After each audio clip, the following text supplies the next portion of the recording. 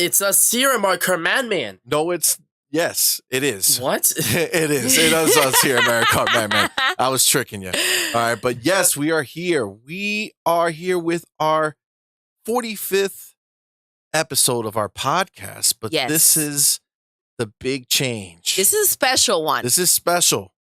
We have undergoing a rebranding. We have given our podcast a brand new name. It's called OnPoint, the Gaming Newscast. Yes, that's right. Because we are on point. We're on point, yo. With our takes. We are on And that point. is just a fact that is not to be disputed. Or overlooked, all right? Overlooked. All right? For on sure. point. For sure. Here's where you get your facts. Absolutely. All right? So we have some Callisto Protocol playing in the background. Ooh. Because gameplay. Because that feeling game something was spicy so there. good, all right? It was so good. It was so good. So we have a lot of topics this week to get Quite into. a few, actually. I'm very excited about this, so I can't wait to jump in. So the first topic, it's a topic that's been evolving for a very long time, but the Activision Blizzard Xbox merger has gotten a huge bump to it. So if you guys didn't see our discussion, we talked about the European Commission and they were cool with it. But now, see, Money's about to tell you the next part of what's going to go on here, you know? That was not talked about in the discussion. So we have China and Europe both approving the deal, guys. China and Europe. Okay, so if we remember just a couple of weeks ago, we had the heartbreaking news that it was not going to be approved by the CMA. The CMA blocked the deal. But now, and I got to tell you, when that happened, it was doom and gloom for sure. Like everybody thought the world was over for Xbox and this merger, right? But obviously, we had a little ray of sunlight come through because again, we have Europe, the whole of Europe, okay, not just the little tiny UK, the whole of Europe went ahead and approved the deal, which we did have a big discussion back on Monday when the day that it got approved. So we did a breaking news on there.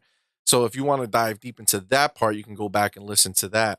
But the extra part of it is that on Friday, China went ahead and approved it. And they were one of the ones that we were kind of waiting to see what was going to happen.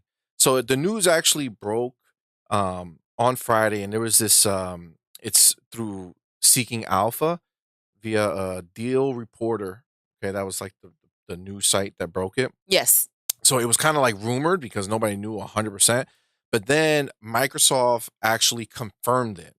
And they sent the message over to IGN.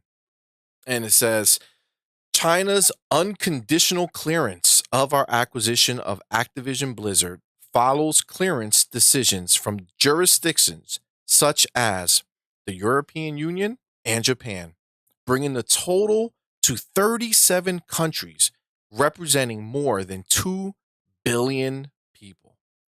The acquisition, combined with our recent commitments to the European Commission, will empower consumers worldwide to play more games on more devices. This is a big deal. China is a huge place right now. It's not necessarily huge for the gaming market for us per se, right? Because China has like their own little regulations. It could be. But you know? Obviously having the ability to be there is huge. Right? So they approved this. So I mean, the numbers are stacked. This is just another big step, right? And especially coming out of, their big win last week. You know what I'm saying? With Europe. With Europe on Monday. Yes. Yeah. So with that all combined, it's just, just a lot more reassurance that this is gonna smoothly just go through. Absolutely. No one else is dragging it around. So this is a big deal. So, man, what is your take on it, bud? Obviously, you know that we've been going through this for a long time. It's like the never-ending saga here. But what do you take on the fact that not only did Europe get it approved on Monday, but they bookended the week with China going ahead and giving that final approval? Unconditional, by the way. Let's be clear. Yes. They're not saying any conditions. Yes, Xbox can do whatever they want with this. Yeah, Europe said China. we have to look at the streaming and the everything cloud else. gaming. Yes. So, man, what's your take on it, bud? How do you feel about this whole thing? This is basically economic World War II. Essentially, the world's fucking ganging up on the CMA in Britain, and now they basically will have to bend a knee and succumb to the entire world because everyone sees their bullshit, and that Xbox is the true protagonist of the story. But do you think they're going to bend a knee? Do you think I think they're that going it could get to a point. It's possible. I don't think it'll happen like tomorrow, but I think give it a month, maybe like August or some shit latest. I think eventually they'll have to bend a knee if every other part of the world thinks it's cool. So, you know, unless, and also not to mention, Xbox and Activision could probably have their own sort of pieces of evidence as to why the streaming market will be, you know, in danger, just like they did with the whole it's going to ruin PlayStation sort of shtick that they had. So I think that it's very possible that they could get the CMA to bend a knee, and that it's just a prolonged ending. That it's inevitable that Xbox will indeed legally acquire Activision Blizzard King. Okay, well, Doodle, let me ask you this. What if the CMA doesn't bend a knee? I honestly don't think that it's going to be as smoothly as MADMAN mentioned. I think that the report that they put out, their statement after it was approved in Europe, was still very sure of their decision. So I think that this is going to take, if Xbox continues to, you know, go at it, this is going to take a lot for them to go ahead and give in. Especially now, right? For them to feel, it's kind of like stick to your ways. You know what I mean? You don't go back on what you said. It wouldn't look right for them to feel like they're giving into what everybody else is doing, which is essentially what they were trying not to do to begin with. Not to say that this is what they should be doing, but I don't think they're going to budge in what's happening right now. Not right now. So you don't think they're going to budge? I don't think so. All right, real quick, let's take a quick side note looking at our friends in the comments, our homie Shintaro. Shintaro, what's Hola, up? Doodle, ¿cómo estás? Hola, he muy says, bien. hello, Madman, how are you doing? Oh, And I'm C doing Money, how well, you all doing? right. I'm doing well. Shintaro, thank you for coming, my friend. We are doing great, and we're happy that you're here with us. So happy that you're here. Thank you so much. He hit that like button. We appreciate that. So should everybody else. And Paige has joined the battle. Paige. It's Freddy. Yes, How's it going? Welcome. Paige, it's Robin there. And probably Casey. And Casey. So, all right, Doodle. So you're saying that the CMA is going to hold the line. You think so. You think they're not going to just cave? I don't think so. I think that they're going to put up a fight. I think if they go and approve this, it would not be. I think we have ways to go who goes to approve with them. If the CMA ends up approving so it, if they do eventually it's gonna take some time. Right now, listen, before they didn't want to, they were very, they had a reasoning, and then they went ahead and found other reasons, right? And they've been very adamant as to what they want happening, right? And very stubborn about their ways. So I don't think that they're the people that are gonna give into the pressure of everybody else jumping in, especially after that statement that they made after it was approved in Europe. Because you are bringing up the fact that they did make a statement basically saying they stick by their decision. Exactly. So that other countries may be overlooking, right? Okay. So those are reasons why I feel this way. So man, Doodle thinks it's not going to go down. So let's just say the CMA holds their line. They're not changing their minds. They're not buckling to the pressures of the world. What do you think Microsoft would or should do? Do you think they should back out of the deal? Should they Should they say, sorry, Activision, we can't do it because the CMA is saying no? Microsoft will never stop. If there's one thing that they are, is persistent. And their persistency will bring them to victory. So I don't think they're going to stop. So you don't think they're going to back down? No way. So I think if it were me, I do think, Madman, that they are persistent. I do think that and honestly, I believe them when they say this is about the consumers. Mm-hmm. I don't know why, but I do. Okay? Because I feel, well, it's because they've shown it, I feel like, in my opinion. But they did state that whether the CMA approves it or not, this is not the whole plan, right?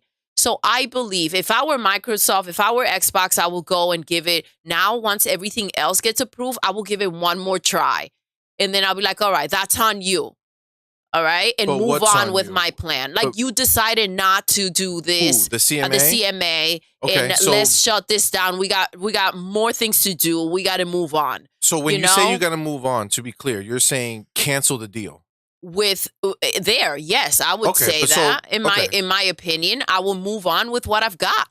Okay, so then so you're saying that Microsoft that's what I would do. Should move forward regardless of what the CMA decides. Of course, I would give it one more. Say, okay, well, this is your time to figure this out. You sure? You sure? All right, I'm about to be out. I will say it just like that, yo. I'm about to hop on this train and be out. But here's the problem. If they do back out, then if they try to purchase anything else, God knows the CMA is going to try and pull every trick in their book in order to stop them, knowing that they've done it before, they can do it again. I do think that they have things to lose. And as C-Money stated, how about you pull out your streaming services from there and see what they have left, right? I do think that there are other ways of proving that, Xbox is in power, right? And that they should go along with the situation. Sometimes you can't make them bend a knee. You just got to twist the arm. I'm just saying. I'm right off of Fight Night. All right? I'm pumped. You are pumped. I get that. Absolutely, 100%. So, okay. So what I'm hearing is at the end of the day, you don't necessarily think that CMA is going to budge.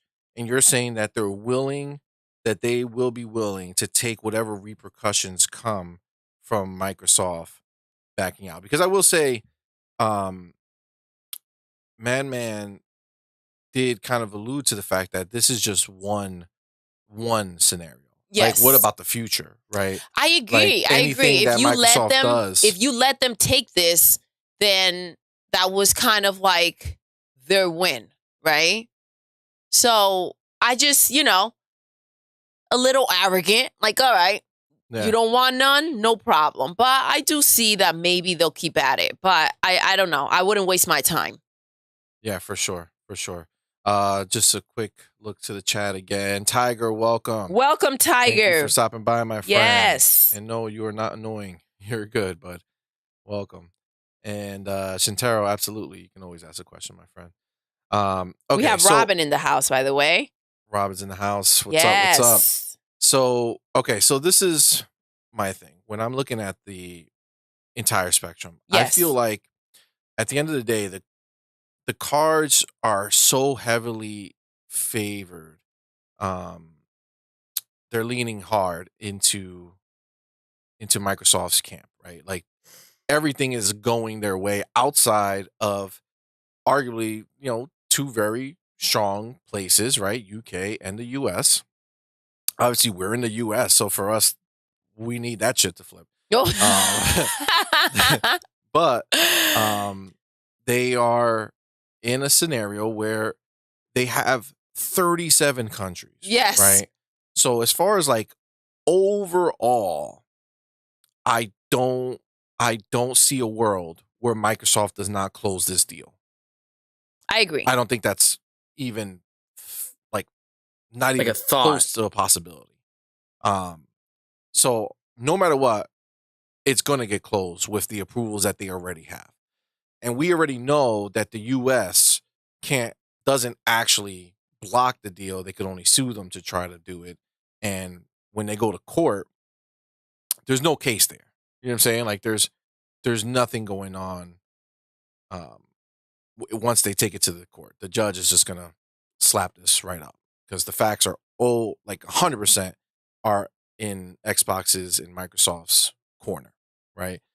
So that's why I think a lot of people are kind of putting the U.S. on the side right now because they know that they really can't do shit. So the real question is the CMA and what's going to happen if they don't bend. Now, I feel like they are stubborn enough to try not to bend, but one of the things, and I don't think we really covered it in our podcast or in the news, but one of the things that has been going on in the news is that they have been, the European government has been taking a deeper look into the CMA and basically questioning what their decisions can be, how their decisions can be affecting, the European Union, like Europe in general, right? I mean, sorry, not Europe. The Britain, UK. I don't know why I completely forgot about this because they're so small. But yeah, how it could be affecting them because remember, they left the European Union, right? They left Europe and they had Brexit and now they're their own little thing. And honestly, like if they become a place that looks like if we try to do any big business there, they're going to be a pain in the ass about it. Yes. You know what I'm saying? They're kind of shooting themselves in the foot, right? So CMA is kind of acting like without really taking into consideration the rest of the UK. Agreed. You know what I'm saying? Not only the consumers, but literally the country, right? And what their decisions mean. And when you're talking about video games, right? Like this is what we're talking about, guys. Activision does not hold the cure for cancer. They do not. You know what I'm saying? Like, exactly. It's not. It's video games, you guys. This is not that big of a deal. This is video games, and one video game company is trying to purchase another video game company. Honestly, and they're not even trying to take it away from anybody. No, they're trying to grow. Listen, this is the biggest bitch ass way of buying a company, all right? In my opinion, where you're like, okay, well, yeah, everybody's gonna have it. Everybody's got a deal. Everybody takes them. I'm putting out however many $1 billion for it. And, you get a piece and you get a piece and you get a piece and everybody plays. I don't understand this. This is literally madness. And it couldn't be smoother. I don't understand. What do we do when Sony PlayStation buys a freaking a company, a studio, right? What do? Do we throw out these questions? Do we harass them like this? Never. Do we say, yo, listen, where are you going to put this? Give me some answers, Never. Right? No answers necessary because that's their money. They're spending it on what they want to do, what they want. And this should be that simple. And the fact that it's just being dragged the way it's being dragged, okay? And thankfully, obviously Xbox was ready for all the punches that were coming. It's discouraging, but they kept at it. And I just feel like this is nonsense. I would have wilded the heck out. I was wilding out last night on Fight Night. Imagine if I'm trying to put money down like this and somebody's trying to tell me, no, and, you have to go through this and that and show me what you're going to do. Like, no, here's the money. Give me my company. Done. That's how, or drag it a little bit. But, man, it's been a while. Cut the crap. Absolutely. Welcome, Mischief. I want to thank. So let's take a look into the chat. We have our homie Mischief coming through, but we also have Shintaro who wanted to ask a question before. And when we look back at the question, my dear buddy Shintaro wants to know how my job was this morning. All right, teaching at the clown circus. Apparently, I'm a clown. Thank you, Shintaro. So sweet. What a gentle being. Shintaro. So we got a gift for him because we made him think he won't Fight Night. and he thought it was a crown, but it was a clown wig. All right. We got him some more accessories for his clowning job. All right. Yeah. And I want to thank Paige real quick. She liked the stream. Shintaro already liked the stream. Guys, do us a favor. If you're listening, hit that like button. Just hit the like button. Be a friend. We appreciate it so much. Mischief, C-Money won Fight Night as a whole. All right, whatever. I won the most games, 100%. Whatever. Even Tiger said C-Money because they know it's good. All right. And Madman. Whatever. Madman! That's right. The How truth dare has come out. How dare you? The truth will set you free, Doodle. Listen. It's true. Okay, so... That was not very nice. If we played Smash, all right, Mischief, by the way, what Shintaro is referring to is that we had a freaking after party on Discord. We did have an after party on Discord. And we were bugging out. It went down. It was freaking hilarious. Or Boy Shintaro was there. It was crazy. All right. So now with the whole CMA scenario, it's actually getting to the point now. I read an opinion piece that was put out there, and I think it's a really kind of poignant and like really relevant piece because it's saying that blocking the Microsoft and Activision deal leaves gamers and the UK out in the cold. I agree 100%. This is, I don't feel like they're doing themselves any favors by going ahead and being so stubborn about it. Now, I will say this, maybe there's more reasoning than what we know, right? Maybe they have their reasons for wanting to go ahead and do this situation that we can't understand, right? CMA? Yes. Maybe this makes sense to them. Stupid. I understand that. That's my perspective. That's what I'm seeing. This is ridiculous beyond belief, right? But at the same time, they are entitled to do what they want to do or need to do. And if that makes sense to them, that's a load of crap. But we got to deal with it, right? That's the biggest point, right? Because it's like, I don't know. CMA is like that kid in high school who was like not cool or was a loser, and he gets upset, and then he goes like to become a cop to like have some power that he feel like he didn't have, and then he runs around abusing that power. Yes, I agree. You know what I'm saying? And like when the UK was a part of Europe, I guess they didn't get the attention that they wanted. So they threw fits and they cried and screamed and moaned. And then Brexit happened and they made their own little space. And now that they have their own little place and they get to make their own decisions like a big boy, now they want to abuse their power. Agreed. And run around doing things that, frankly, have no reason to be done. Mm-hmm.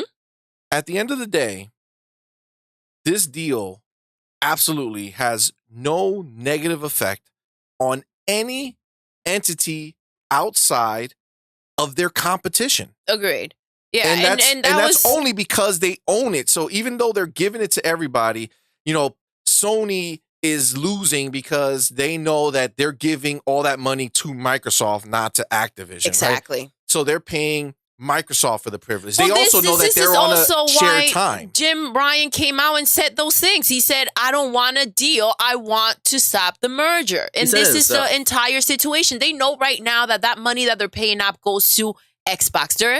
They're funding, Xbox to get Call of Duty. Like, that has to be, hard to deal with mentally, right? Like, damn, that's a big loss. Yep. So I understand why he's kicking and screaming, and they seem to be hand in hand, Jimmy and the CMA. I don't know what is going on over there. I'm not insinuating, but if it quacks like a duck and it walks like a duck, then maybe it is a duck. Agreed 100%. So that pretty much wraps up the idea of this, the new saga. Again, China was just the latest to approve it. I think we're still waiting. And we thank them because we are waiting for this to go through and just get on board. Let's go. You know what? I got to tell you right now. I think, honestly, I feel like Microsoft is going to close this deal before their E3 their Xbox Game Showcase. Yo, that will be dope. That's June coming, you guys. 11th. That's coming so soon. I really feel like they're it sounds a little gonna do it. further out, but it's right around the corner. I can't wait for the PlayStation Showcase, right? I can't wait for the Xbox. And, you know, just like we went into a deep dive and we talked about the studios owned by PlayStation, we're going to do the same thing with Xbox, and that's going to be so fun because we're going to get to see. The week after. Yes, because we're going to get to see the studios that they have, the games that they make, and try to, you know, have some thoughts about what may be coming. And after doing the PlayStation one, I was super pumped for their showcase coming up. So I'm excited. I'm excited to talk about it and see what's going on. Absolutely. So I think that it's going to be done by then. I do. I feel like they're going to push it and just get it done because, again, you got South Korea, who's I think the last one to do it. Yes. And I think that they're going to approve it just like everyone else has approved it, right? They have no reason to not approve it unconditionally like everyone else, right? So since that's the case, and they know that UK is just going to be a little baby right now, I think they're going to close the deal, right? Have that locked up and done. The US, they're going to force them to take them to court, right? If they want to push this, and if they go to court, they're going to win, so they're fine with that. And then the CMA, they'll just separate it. Remember, right now, cloud is the only thing that they're bitching about, right? So realistically speaking, the UK can't speak for the other countries, right? They can only speak for themselves. So realistically speaking, if Microsoft goes ahead and turns off the cloud gaming in the UK, then there's no problem in the UK that they can latch onto, because it's like, guess what? 100%. We're out of the cloud gaming business for you, so we're done, and you're okay with the console market. You already said it, so deal's done. We'll see you later. Yeah, it be what it be. And if you ever decide you want us to come back and do the cloud in your we're gonna country, have some standards, all right? we'll We're gonna have that have discussion. some. We're gonna have some words. Absolutely. You know, it shouldn't be that simple. Goes, honestly. It won't be that simple. Like, do you think that Germany will be next? No, we think that this is a good deal. No. It's Europe. That's Europe. Oh shit. Yeah. UK is the only place in Europe that separated themselves. All those other countries are in Europe. Well, do you think Zimbabwe? No, will be everybody like, else is different. That's Africa. They figure out what the C for Z money stands for. Clown. My bad. I got it. Sorry. It's okay. All right. So now talking about this whole thing is great, but we forgot all the excitement that our friend Jim Ryan brought us in the beginning of this entire saga, right? Yes. He's entertainment. He had Top hella notch. entertainment, Top talking notch all types of entertainment. reckless, crazy shit. But then he went dark, and everybody was like, "Where's Jim? Where's the big Jimbo?" He has reemerged. He's reemerged and made his presence known, but nothing. He's not even commenting on the actual on this whole thing anymore. He's kind of just moved on. So Jim is out here talking about the PlayStation 5 exclusives and day one PC. Now, we all know that Xbox is everywhere, right? Yeah. Xbox games come out. They're coming out on Xbox. They're coming out on PC. They're coming out on the cloud, right? They're everywhere, right? Day one. And we also know that PlayStation does not, right? PlayStation their new games come out on the system. And then after that, it's just a matter of time, right? Normally anywhere from 1 year to 3 years before they take one of their IPs and bring it to PC. And for a little time, we were actually going ahead and believing that they were going to make that time shorter and shorter and eventually do day one. But this is the thing. I think that was all before this whole Activision deal. Yes. So now they are this is my, well, let me tell you what he said, and then I'll give you my take on it, and then I'll ask for your guys' takes too. Let's hear it. Let's see. He had an interview with Famitsu. Okay. So he sat down and again is discussing PlayStation exclusives and launching day one. So Ryan says that the primary goal of console first-party games is to build the game for the PlayStation experience. He added that overall reactions from fans have been favorable when games arrive a couple of years after the initial release. Okay. We also fully, and this is now him quoting, he's saying, we also fully understand the importance of PlayStation 5 exclusive titles. PlayStation Studios' main responsibility is to have people enjoy the game experience using the latest PlayStation. We are increasing the number of PlayStation 5 exclusive titles and staggering the release of the PC version. Oh. So what he is confirming to us, though, right here is that just kind of doubling down on the idea that they will be coming to PC. So everything's coming to PC. So if you're a PC only person, all you have to do is say, all right, well, that game came out on PlayStation 5. I'm going to get the better version in a couple years. Yes. Right? So you play the other games until they come. He is saying that, though. It's very, very clear. Right. And now he's also saying, I often have the opportunity to ask game fans for their opinions. And when I ask them about the time lag, they say that selling the PC version 2 or 3 years after the release of the PS version is accepted favorably. So Ryan's comments come as Sony has been more open, supporting its PlayStation exclusives to PC in recent years. So you see, that makes a lot of sense. PlayStation doesn't want to lose out on the money or devalue their exclusives because, they're on the PC as well. Like Microsoft, when they do that, they got nothing really to lose because they own Windows, so it doesn't bother them. PlayStation is not a PC company or Sony is not a PC company. Yes. And they're not pumping money into the best PC software or the top premium services. So putting it on PC, it's a way of selling the game to you, especially older games, which probably won't sell anymore, but to a new audience will probably sell like hotcakes. It's a good way to breathe life into a game that's pretty much dead, not to offer at the same time where people who have a PC would just be like, I'm just going to get the PC version. Or if you're deciding on getting the computer version or the PS5 version, you're just like, well, why not get the better version? Makes sense to me. Which is what C-Money ends up doing every time. Yeah, but when it's on Xbox, it's already there. Yes, but that's what's good, right? Mm-hmm. So, it kind of just goes hand in hand. And as MADMAN stated, Sony does not have that accessibility to go ahead and give that to us. But I don't know if they would, though. I don't know if they would sell us two separate. No, they don't. They don't want to. They want you to buy it twice. Is what they're. That's what I'm saying. I don't know. That people are gonna go and watch it once.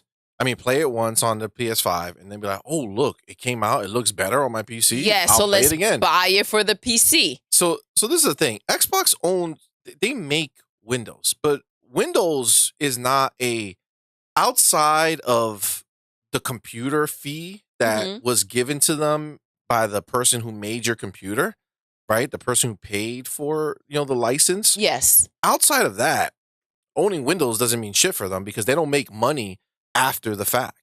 The only thing they make money on is the time that they sold it to you or when you buy a license for it. But that's it. Or the services you do extra. So if you go to the Microsoft store and you buy a game, then they make money. But if you go to Steam and buy a game, they do not make money.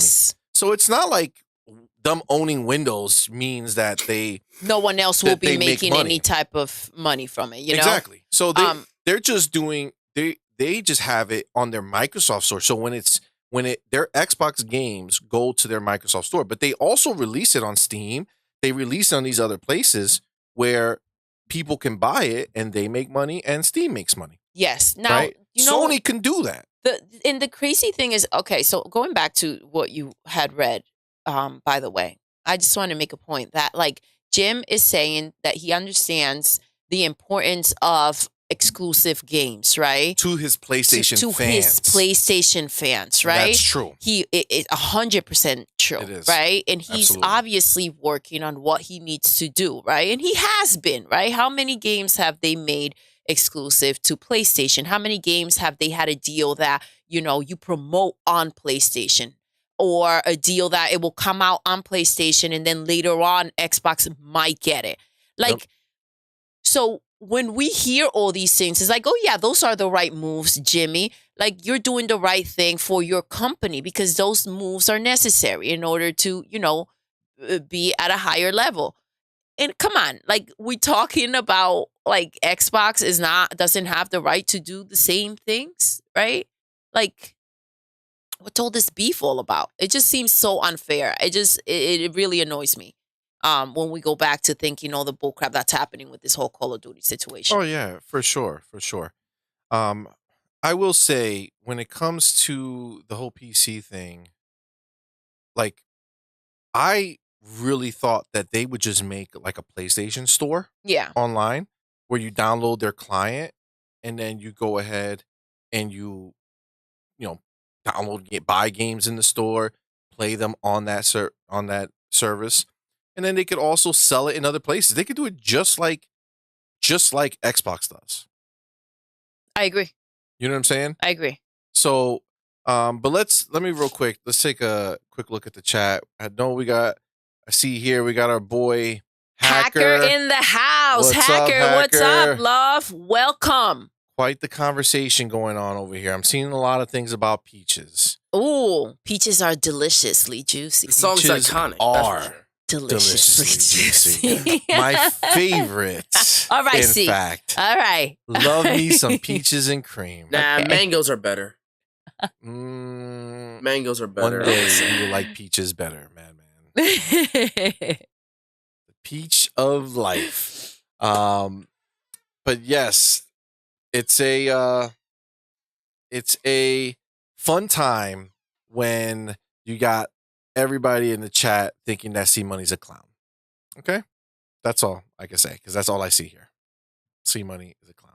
And Casey. Apparently Casey plus C Money is clown Oh infinity. my gosh. Does Casey even know he's been thrown into Casey's this also mess? getting slandered, which I can appreciate for myself to not just be alone. To have a little group? You know what I'm saying? Anybody else want to join the clown situation? I'm just saying.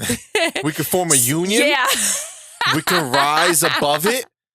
And make it a cool thing, right? Yeah, absolutely. Like, yo, can I get into that clown club?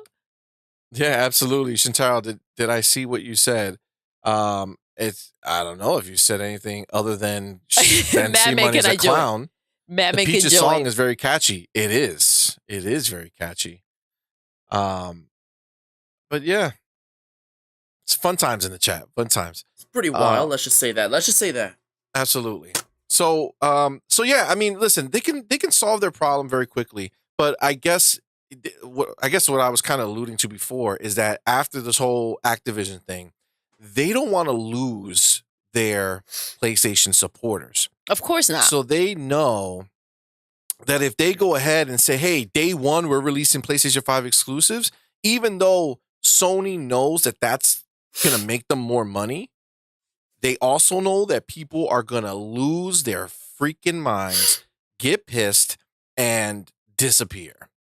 Or at least make things very difficult for them. I agree. So he's doubling down now, letting people know, hey, don't worry. We're not doing day one, guys. We're going to be PlayStation 5 exclusive only. It'll be 2 to 3 years. You guys told us 2 to 3 years is okay. So we'll do 2 to 3 years before we bring it to the PC. Man. Huh? Do you think that PlayStation waiting 2 to 3 years to bring it to PC, do you think that's a good call? Or do you think, it's a waste of money? Or do you think it's a smart thing to do because their fans will destroy them? Smart idea, because, PS5 is definitely weaker than a PC. I don't think I even had to explain that. So I think that if they start trying to put their stuff on PC, it'll devalue PS5 games as a whole. I know for a fact that you would buy a PC any day, so that would be already them losing money there. So I think that it's intelligent of them to try and keep it PS5 and then let their older rotting games released on PC to kind of rebirth them and, you know, give them a chance at the spotlight again in a new way while bringing back a classic. So I think that's smart. I like that idea. It's good. I agree with Madman. Like, it is obviously PC is much more powerful, right? The game will look better. Even though The Last of Us, when it was released on PC, oh man, that was painful to see. And it's crazy because when we were playing, do you remember? You were like, oh my gosh, I know they're going to release it on PC soon. And I would have much rather us play The Last of Us on the PC than on the PlayStation 5. Remember that? And man, as soon as you saw that, you were like, thank goodness this was not out, because this would have been a pain. There were pictures everywhere of the glitches taking place on that game.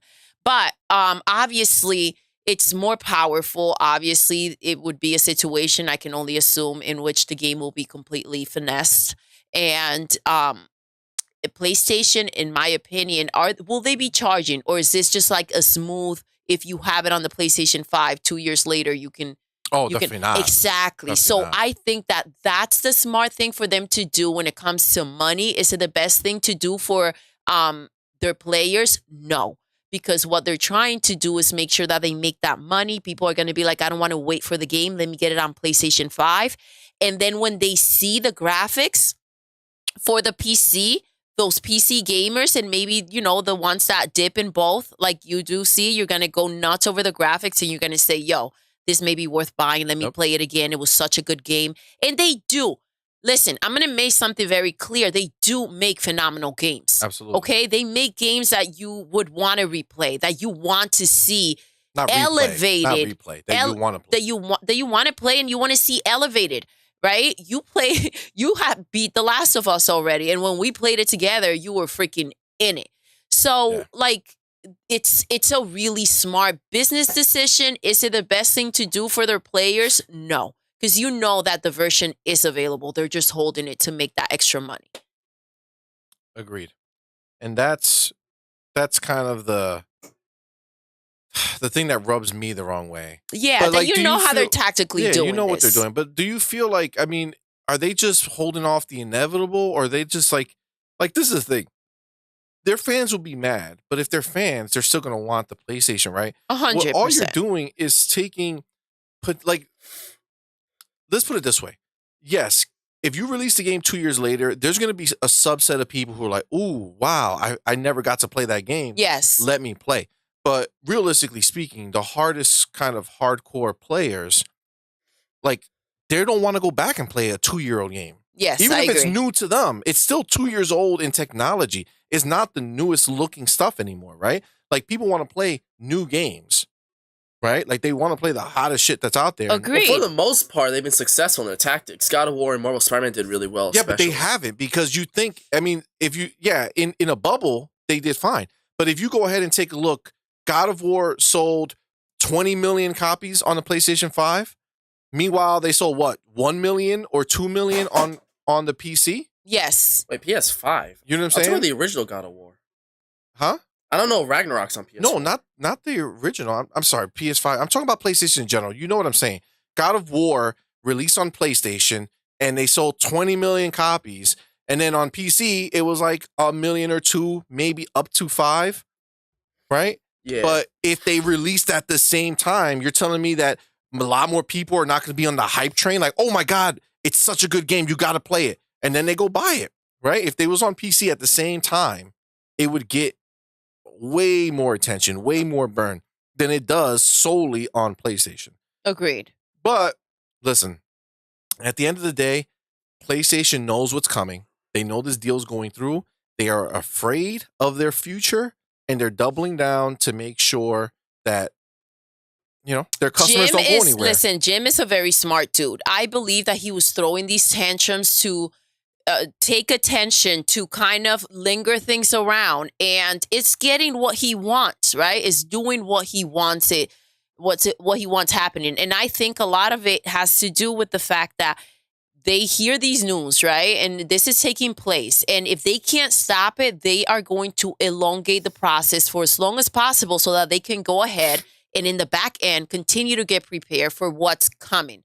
And yes, words were thrown around, but I think on the hush hush, he's like, yo, you guys are awesome, Naughty Dog. You guys are the best team ever. And then go talk crap. We got to elongate this as long as possible, throw some tantrums so that we can figure out our back end over here and we can do what we got to do. That's like a dude going to his girl saying, listen, you're amazing. And then goes, talks to his friends and like, yo, she ain't shit. Yeah, but you know what? This is money. You put this it is out there in money. the public. It's not, because he didn't directly said that. He said we're doomed without, right? So we're doomed. But this is the situation.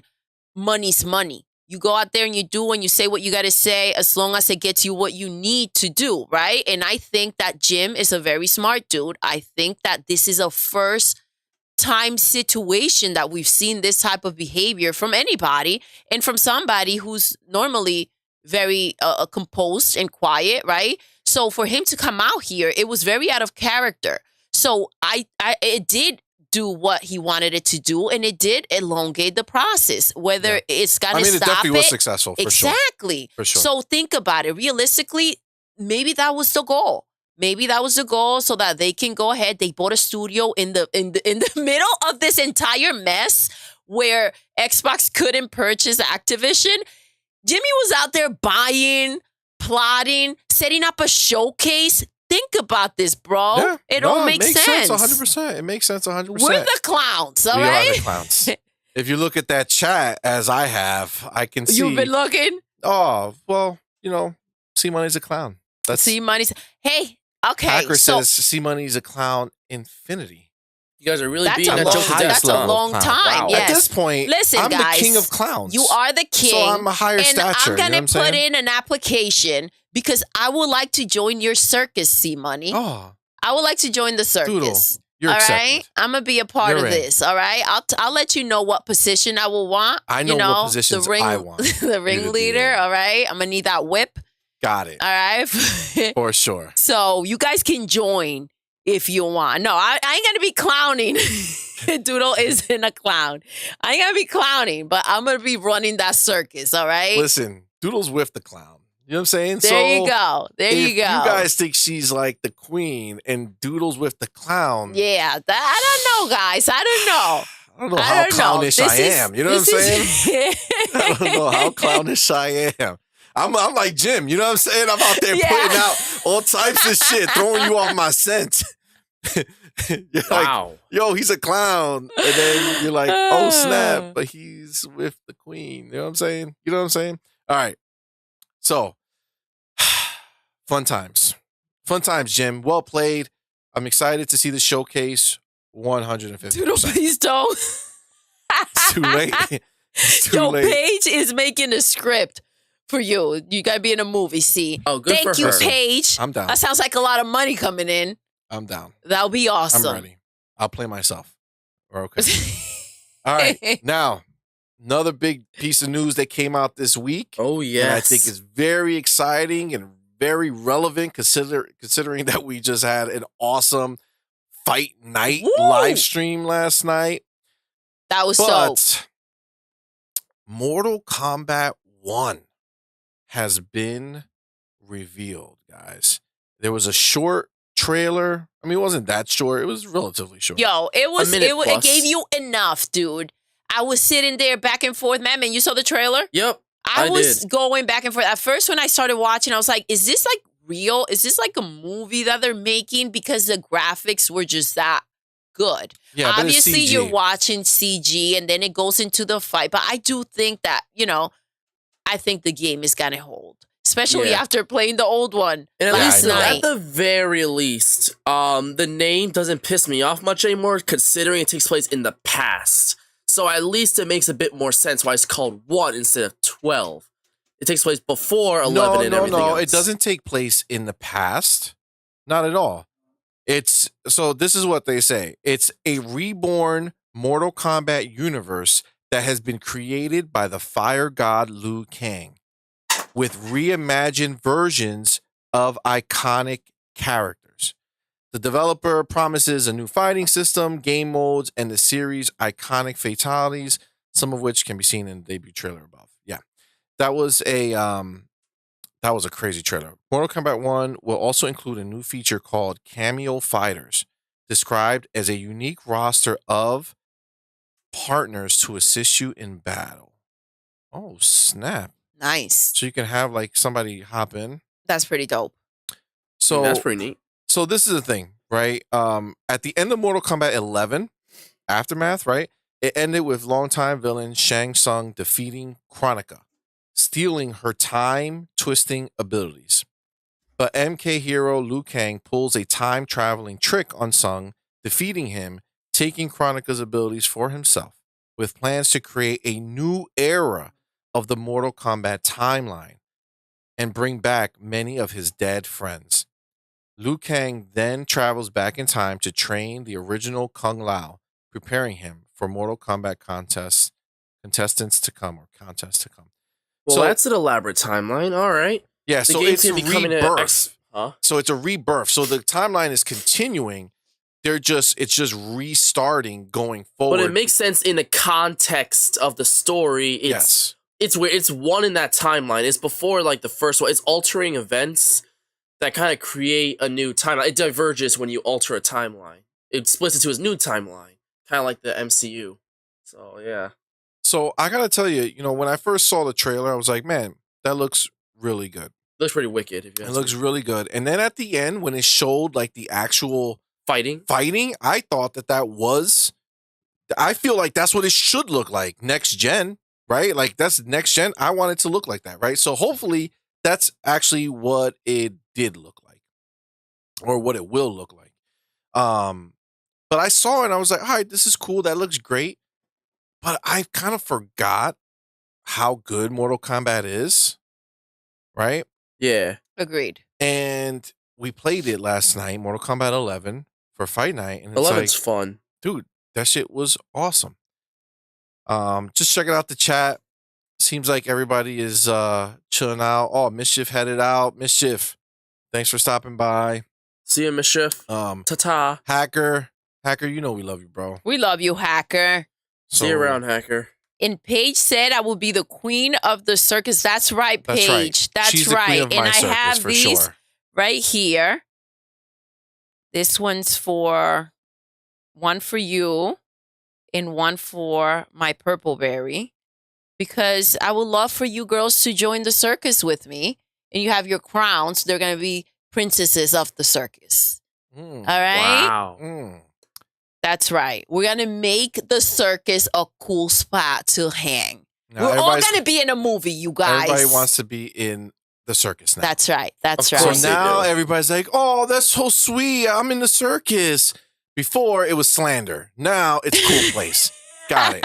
You guys are obsessed with Doodle Bruh. Now she's queen of the circus, and it's so cool. It is cool, Madman. You were just upset we didn't invite you yet. But you're welcome to join the circus, all right? All right, so that's not the only Mortal Kombat talk going on because there was a leak. It was actually leaked before. We talked about this previously. It was leaked before the game was even announced. She's putting everybody in the show. Now, it's been a little more details given.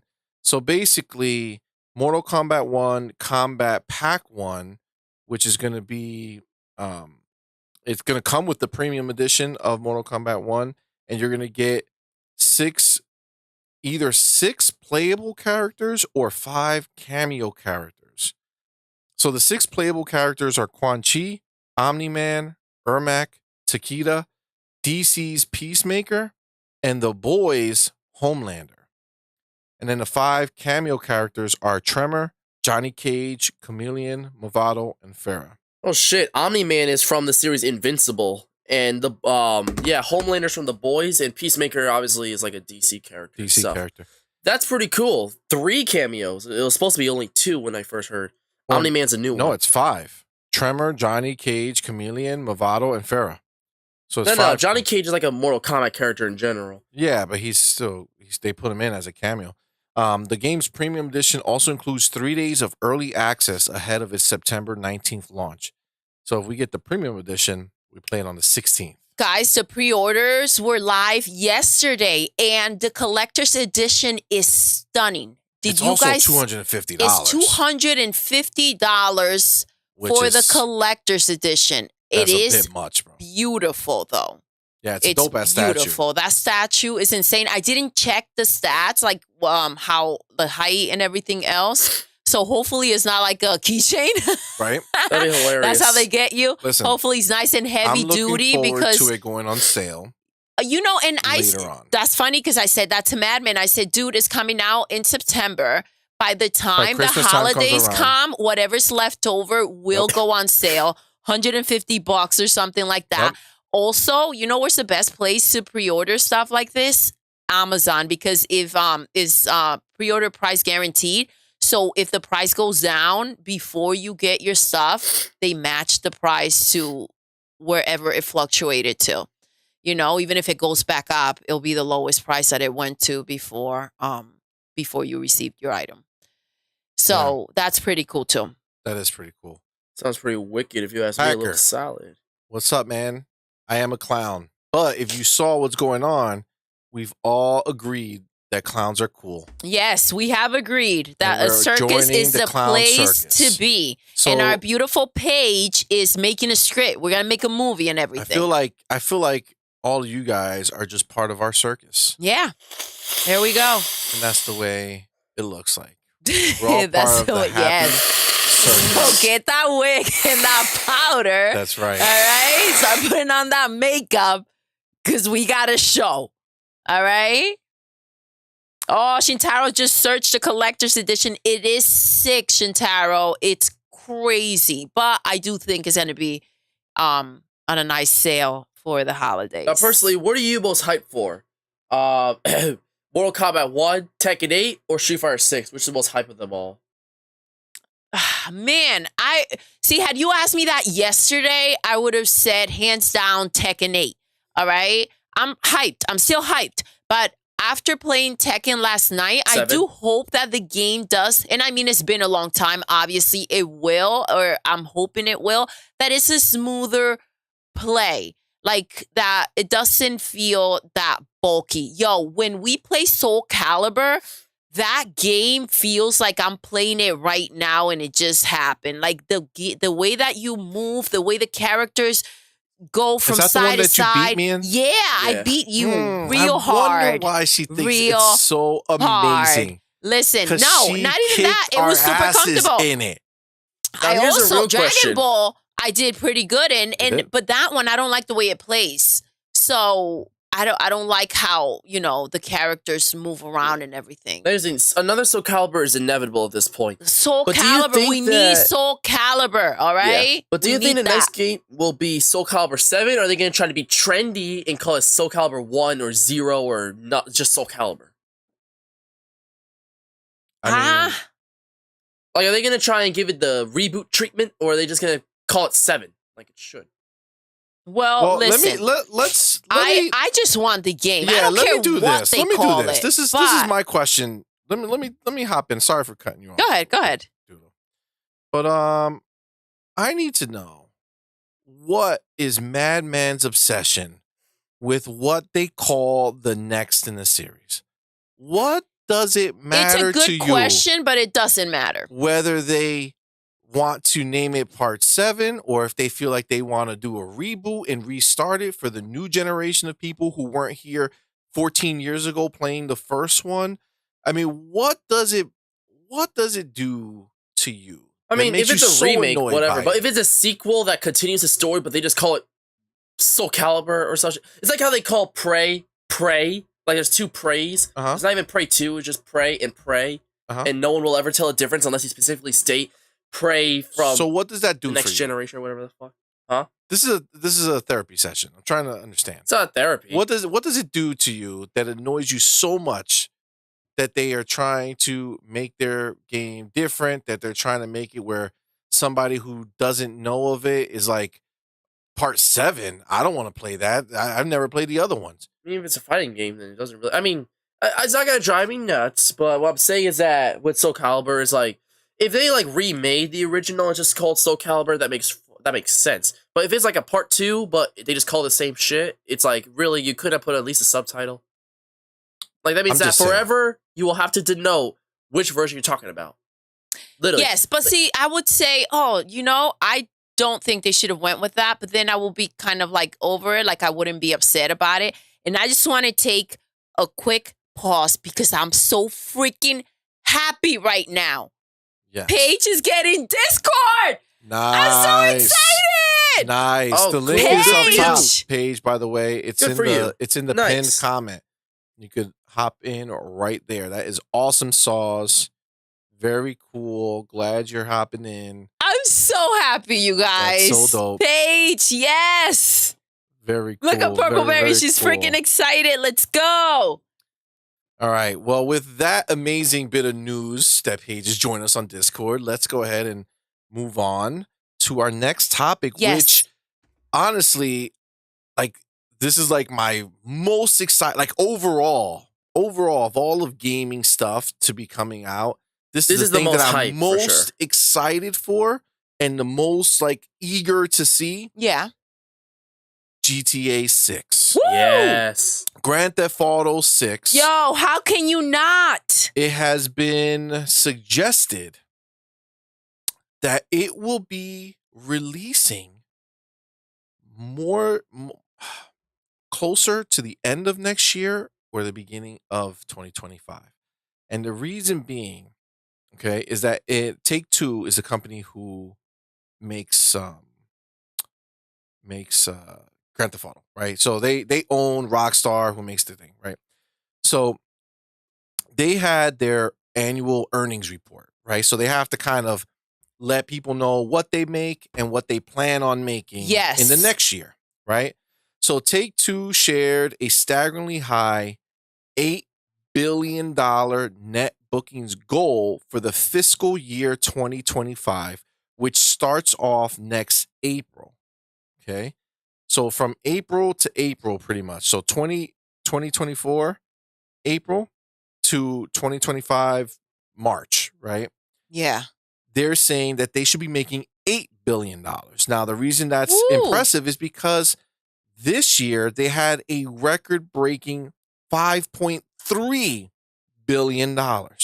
Yeah. So what have they released this year that's different? Nothing. This is just their annual, sports games and all that other stuff that they do. And obviously Grand Theft Auto Online and all that stuff, right? Of course. Yes. So they're looking to see that in the course of between April 2024 to March 2025, they're going to make an additional $3 billion. And the only way you're going to make an extra $3 billion is if you're releasing something so freakishly big. So freakishly big that it would make that type of money. And you know what? I think the world is betting GTA that 6. big thing is a new Grand Theft Auto. Yo, everybody's gonna lose their freaking mind. Am I annoyed that it's so far out and they need to talk about it. They need to get everybody pumped up, especially. And I think that the reason why they're doing this is because, guys, let's not forget what leaked. Right? Those pictures, those videos were just crazy. That's crazy. GTA 6. So it's so far course. out, but I'm super excited. I'm super excited Doodle because should play GTA 5 and Right? never have it ever. Man, but see, Doodle's wild. I don't have patience to not create serious chaos. And they come for you in that game, you know? They come for you. I will be chased by the popo. I'll be chased by everybody. And Doodle will get got. And I don't think they want to see that. Doodle would get got. She would get got. But yes. Well, that means it would be, wait, hold on. 2024 to 2025. That will be 12 to 13 years after GTA 5. That is a huge time gap for an installment. But you understand how much money they've still been making because they just keep doing updates. This game is huge. They don't need to continue. And I don't think, it is good for them that they take this long because of the type of game that they make. You know what I mean? Yeah, their games are not just one and dones. They're making, I can't live it down. The idea of when we played Red Dead Redemption 2 and we were playing the end game. We weren't actually playing. We were streaming a Her, Him, and a Mic. Or we were recording a Her, Him, and a Mic. And we were we had Red Dead 2 playing, and Oh I my decided to just go gosh. for a walk That while was we were talking. crazy. And we stumbled upon a house at night with the lights on, and as you got closer, you could hear music. When you got closer, you looked in the window, you saw that they were dancing. They were having a party. Guys, the women and the men were dancing, laughing, talking, dancing, singing. Yep. And then out of nowhere, Guys, this was hilarious because C-Money met innocently like, ooh, look at them having fun. And he starts to look through the window. And it was, I mean, you were not welcome. Let's just say that. They were really mad that I showed up. They ended up leaving. The women ran out the back and ran away. Because they started shooting. And the men they were started shooting, bro. For you, yo. They wanted your neck. Kind of like that, the Mortal Kombat then that you did. Oh, yes. Yeah, when we're playing decapitation, that's what they wanted to do to your ass. It was wild, dude. Guys, look out. We gotta make that into a short. Yeah, it was really You guys gotta check that out. So the fact that they put that in there, again, this is the end game. I beat this game a long time ago. We're just wandering around the world as John Marston. And this was just something we happened to come across. And frankly, we could have looked at the house and just walked the other way. But we got closer, heard the music, looked in the window, saw them dancing, partying, had them see us. Yes. And they lost their shit. Like, that's the type of shit that they made. They made that. Listen, like you said, you play the game, you've never run into that situation. You can literally play it and that will never happen if you don't say, let me look through this window.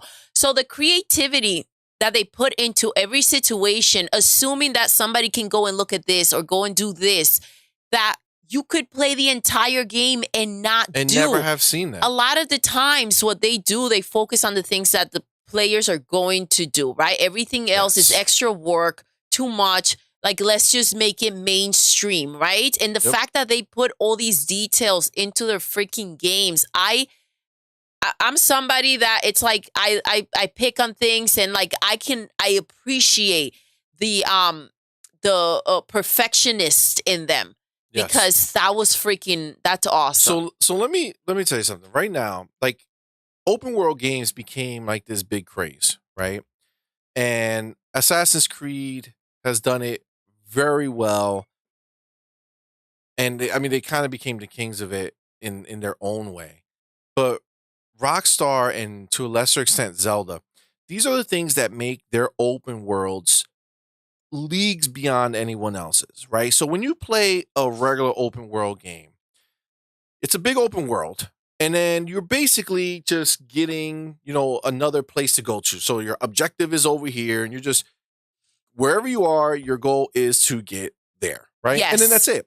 Between that part is just the travel. But what Rockstar does is they make it so that if you're going to that objective, that journey between there is unpredictable. You might be walking and you might look ahead and see someone hurt or someone on the side looking for help. And you can choose to ignore them. It's up to you. Oh my gosh. Or try to help them. Listen, it was so heartbreaking during that gameplay, which, by the way, was it not? We did a gameplay of Red Dead after, like an extended play. And I think that may have been the first live stream of a gameplay that we've done. Because we started this 3 weeks back now, right? I'd have to check. But I think it was either the first one or one of the first ones. But while we were playing, there were these women like shouting for help, and we couldn't get there fast enough to save them. Yep, you're right. And dude, that stays with you. It is the first one, right, man? Yeah, you're right. That stays with you, dude. Like, we were like, we couldn't get there on time. Like, we couldn't save them. We couldn't help them. But that's what this type of game gives you. Like, it was set in such back in the day, and be it running through the wild and kind of seeing the things you run into, the animals, the situations, people needing help. Sometimes they need help, but they're just setting you up. So C-Money was like, look out, because she's asking for help, but you don't know, you might get bombarded and jumped, right? Yep. So it's just the creativity that goes into these games. It's insane like no other. Agreed, 100%. And that's really the magic that they do. Like, they know how to make that journey memorable. And honestly, I can't wait to see what they do when they're taking it to the next level with GTA. It's gonna be insane.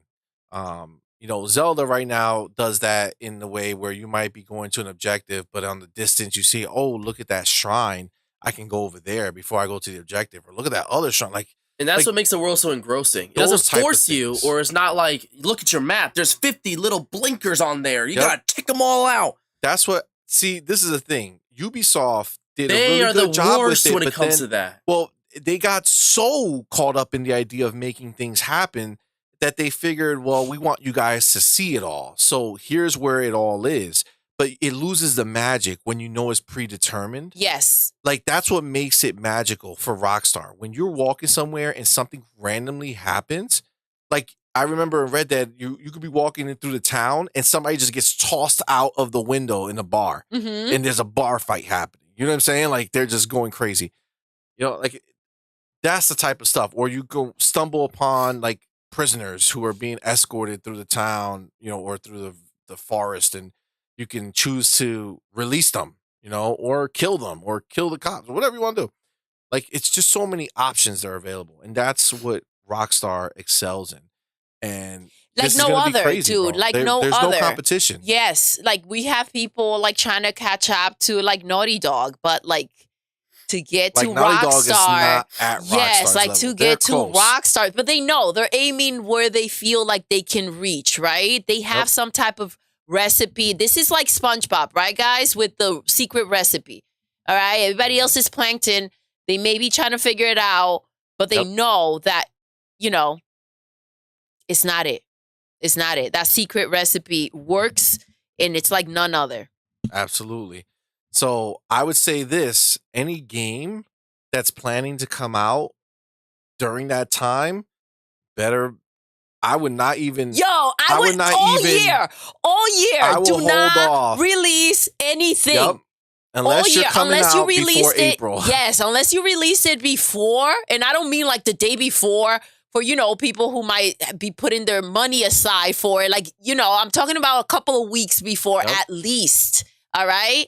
You guys need to release your games on that year way before freaking GTA 6 comes out. Because after that, everybody's going to be busy. Nobody's going to be looking at anything else. Yep. Nothing's going to compare. You got to move that. If you have to move. And nothing else in that entire year, you guys. We haven't even seen a single bit of gameplay, but I guarantee it'll be Game of the Year.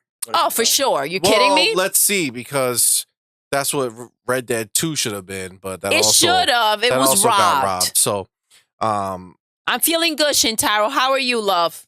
So you're not gonna trick me. You made me look for like a second. I was like, wait, and then So if you have a date for a game coming out and you're like, oh, we're gonna release our game this date, and then you find out Grand Theft is anywhere in there, you just gotta chill. You gotta chill. Do yourself a favor. Like, if you remember Elden Ring, yes. So when people found out when that game was releasing, there were companies who were literally like, we're gonna move our date. Because we don't want something came up. Something came up, you guys. I have a meeting. Okay, there's a meeting taking place. For real. We can't release the game. Yeah. So the fact that Grand Theft is coming sooner than we expected, I'm so excited for that. I can't wait. And that's that, man. Next one, our boy Zelda. Ooh. Tears of the Kingdom. It has become the fastest selling Zelda game ever. It sold 10 million copies in 3 days. Web Chappelle Edits. What? Ooh, Web Chappelle welcome. Edits. Can we call you Web? Is that okay? Hello, Web Chappelle Edits. Hello. Web, is that Paige? Welcome. In Keto. I think that might be Paige. Oh, of course. Ooh. But oh, yes, Edits. Now, we have realized. You got me, Paige. Have you ever realized, like, my girl. Would you have ever expected Zelda to reach Pokemon feats? You remember that Scarlet and Violet did the exact same thing last year in October or November, whatever the heck. So we have gotten to the point where Zelda can sell as fast and as much as a Pokemon game in a given time frame. That's insane and shows how powerful Tears of the Kingdom truly is. Yeah, I think they did it in 3 days, guys. So in 3 days, they sold over 10 million copies. Guys, the pre-orders for that collector's edition was wild. Dude managed to snag one. I did. It's very nice. I'm a winner, guys. You're a winner. I got one. That's right. Now, Scarlet and Violet ended up selling 22.1 million units. So it's already almost halfway there, and it's 3 days that it did it. It's crazy. Breath of the Wild ended up selling 29.81 million units, which is crazy when you think about how many Switches are out there. And that's to show you the difference between the people, right? When the Switch first came out, you have all the hardcore gamers running out to buy it. Yes. Right? So they're running out to buy it, and they're going ahead and they're getting Zelda because that's the hardcore game to get. Yes. Right? Now, they have, how many Switches are out there, Madman? It's I don't know off the top of my head, 120? but it's over 100 million at this point. Yeah, over 100 million, right? So for a while, so many copies of Zelda were being sold with the Switch 122 million. Oh my that it gosh, was yes. over 100% of the people had it. So that means multiple people bought multiple copies Of the game. Yes. when the Switch first came out. And that got to 29.1 million, but the Switch kept selling. And that means there's 100 million people who don't play hardcore games. So that means there's 100 million people. If they're not buying Zelda, the biggest game out there for the Switch, that means they're using their Switch for Fortnite, for any of these other kind of smaller free-to-play games. Yeah. Well, I mean, obviously Fortnite's not small, but like, you know what I'm saying? Like, Yeah, I get they're it. I doing get it it. because it's portable, it's easy to use. It's easy to take with you, you know, and that's a big benefit for Nintendo. right? Because again, how many well, it also shows you the brand difference between Mario and Zelda. Madman, how many copies of Mario Kart 8? Oh, 60 plus million or some shit. I'll double check 60 that. million, But it's literally right? obscene. So literally double the amount of people rebought Mario Kart. Like they rather buy it again because they bought it before. No. Sorry. 53 million copies. Okay. If you want to be technical and include Mario Kart on the Wii U sales, then it's 60 plus million. Okay, but that's fine. 53 million is still almost double the amount of Zelda, right? And it's pretty much a little under half of the amount of people who have a Switch.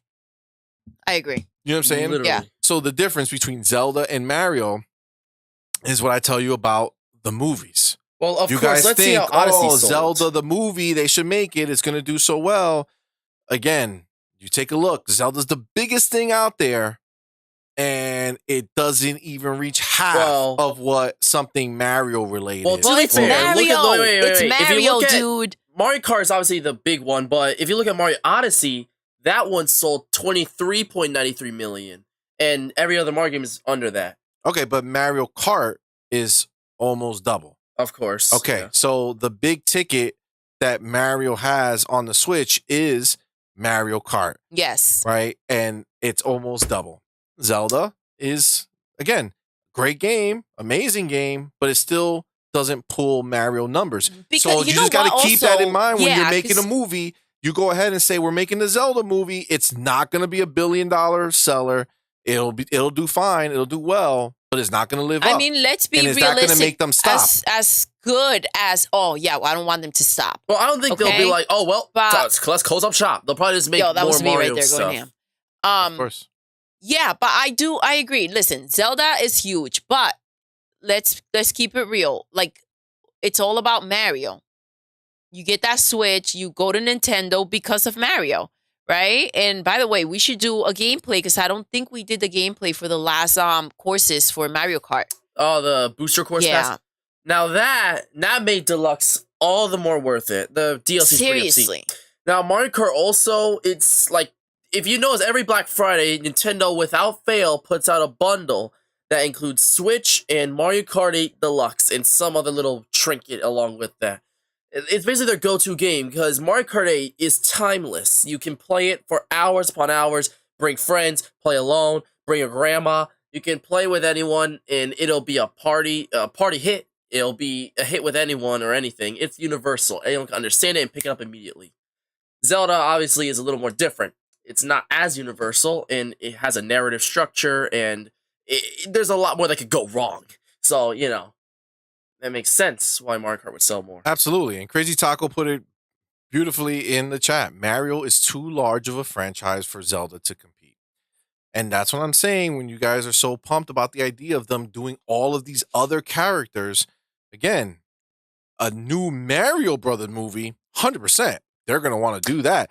$1 billion, they'll repeat it, maybe do more on the second one, maybe do a little less. Probably a Donkey Kong movie. I think Donkey Kong is the only one that could possibly do roughly around, because it's still in that Mario universe. 100% not. Not even close to Mario's numbers will Donkey Kong reach. Not even close. What's the highest sales that has the games have?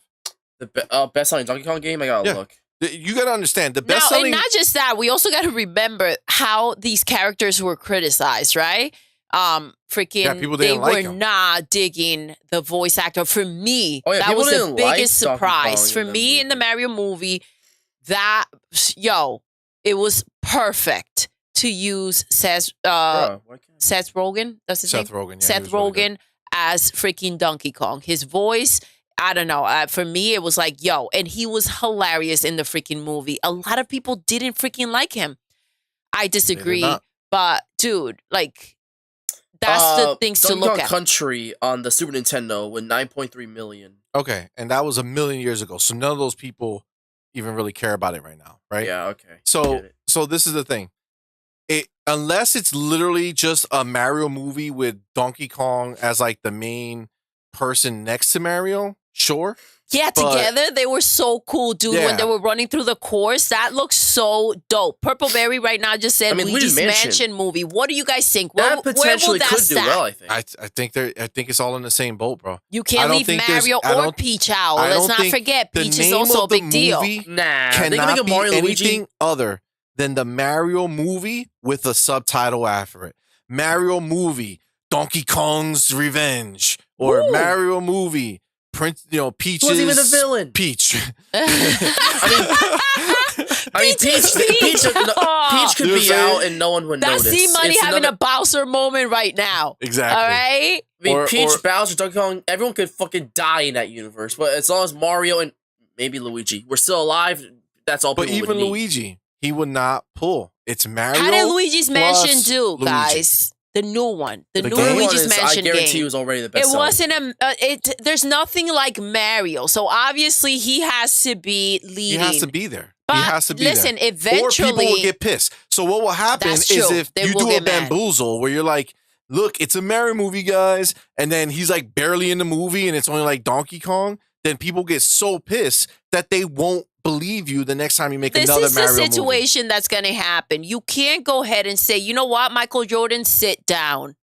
Exactly. I came here to watch the game, but you're going to sit on the side. Because we want to let these other people get some turns. Play. It's not going to happen. I get still want a Zelda movie to Perfect happen. analogy, guys, by the way. Can I get some props? Huh? Real quick, Madman. That was a perfect You got to say that analogy. again. Maybe some clapping. I'm clapping. Yeah, okay, there we go. Not loud enough. Okay, there we go. Yeah. Go ahead, Madman. Say that again. I understand that it wouldn't do as well. I still think a Zelda movie would be awesome. It'll probably make, I guess, half as much as Mario movie made, which would still be a okay enough success that wouldn't be abysmal. Not when you make that money. Right? Think about this. Let's put it in video game categories right now. Rockstar, right? How many copies did Red Dead Redemption 2 sell, Madman? Look. So Rockstar, okay, has gotten to the point when once they found success with Grand Theft Auto and Grand Theft Auto Online, okay, they will not do anything else other than that and the other successful game they had, which was Red Dead Redemption 2. Actually, the Red Dead Redemption 2 sales are actually pretty impressive. 50 million right now. Okay, but how many did Grand Theft Auto sell? I'll tell you because they just announced it. Oh, GTA 180 million copies Holy of Grand Theft Auto 5 have been sold. 180. 180 million. Yo. So, again, That's a big number, Do guys. you see how they might look at that and say, yo, Red Dead is cool, right? It's cool, but we sell over 3 times as many Grand Theft Autos. I get that. That's what we're doing. So that's why there was so many people who were it's a lot of money that they stopped updating Red Dead Redemption to online. Yeah. Right? Because they're busy going to the money. Because, you gotta follow the money. There might have been a bunch of people playing it. Yeah. But there wasn't enough people to make it worth them. Because if you think about it, if you take the value of Grand Theft and value of Red Dead, you have to look at that as a per hour cost. Of course. If and I'm guys, paying you to make Grand Theft, the return on that money I'm paying you is much higher than if I have you making Red Dead. Yes. Now, honestly, I think they'll always go back and forth, but not because of anything other than the palate cleanser. Yes, Red Dead should never not be there. It's because they need to release something. Such a good game, and it deserves to be up there with GTA. Red Dead Redemption 2 is right? It's freaking amazing. crazy. But I'm gonna mention something. He thinks the second movie will be a Yoshi's based movie, like how the post credit scene suggests. Yes, and the Crazy third one Taco will be a Luigi's Mansion based movie. Yeah. They can still call it Mario 2, but have a very Yoshi's Island inspired. Mario's riding that Yoshi. Focused, right? then everything's all right because who's gonna ride that Yoshi? Mario's gonna ride Mario. Who's gonna save Yoshi? Mario. So anything that has Mario doing it. He's gonna save the dinosaurs, the Yoshis, and that's how they come into the next Mario movie. And he's gonna save Luigi in Luigi's Mansion. Yes, of course Mario's gonna save Luigi in Luigi's Mansion. I expect nothing else, all right, you guys? Mario is the star. All right. So Shintaro did say that Luigi's Mansion 3 brought in 11.44 something million. Shintaro, 12.44 million. Which is dude, for any other franchise in the world, that's amazing, right? But again, when you're sitting in a world where Mario Kart brings in almost 60 million copies sold, it's just not even in the conversation as a big ticket. That being said, you have to have different things. You have to have variety. So, for sure. Yeah, that's a whole hook of Luigi's Mansion. Yeah, you got to release other shit, even though they're not going to sell as well. But that's why we know that Crazy Taco's like, I'm pretty sure Luigi's Mansion was Luigi saving Mario. But the movie will have Mario saving Luigi. For that money, we're gonna unless the movie is literally Luigi's gonna go save Mario, but you only see Mario for most of the movie being talked to and dealt with in the wherever he is. Listen, we didn't have I thought we had enough Luigi, but Madman did bring up the fact that Luigi wasn't in the movie as much. But he was barely there. It felt like the right amount, but there's a reason why it felt like the right amount, right? Yep. So wait, meaning that Mario's the star. Mario's who we want to see. Mario and Peach. I was like, where the hell is Luigi? I mean, Peach is like, if she was not there in the next movie, people are not going to riot. I don't think so, Madman. I think Peach is huge. Dude, she's huge, but she's not going to be like, if she's not there, it's not like you're going to lose a few $100 million in box office sales because Peach wasn't there. Listen, I think that goes for everyone. Mario's the only one, and I think maybe Luigi. Like, maybe someone will say something if Luigi wasn't there. But if anyone else, like if Bowser was most gone, of the movie was with Mario Bowser and would Peach. be killed off. Peach is the that's palate his girl, cleanser to Mario. That's his girl. And it also is the reach to all the young girls and you can't leave the next Peach Mario out. movie where he has to save Daisy instead of Peach, and Peach is like barely to not there at all. Well, Daisy will be there much more. Daisy's very beloved too, guys. Daisy actually has not been in a canon Mario game since Super Mario Land, which is a bit stinker. But maybe she'll be reintroduced into the movie somehow. Listen, they have so many characters that obviously you brought up. Daisy, Rosalina.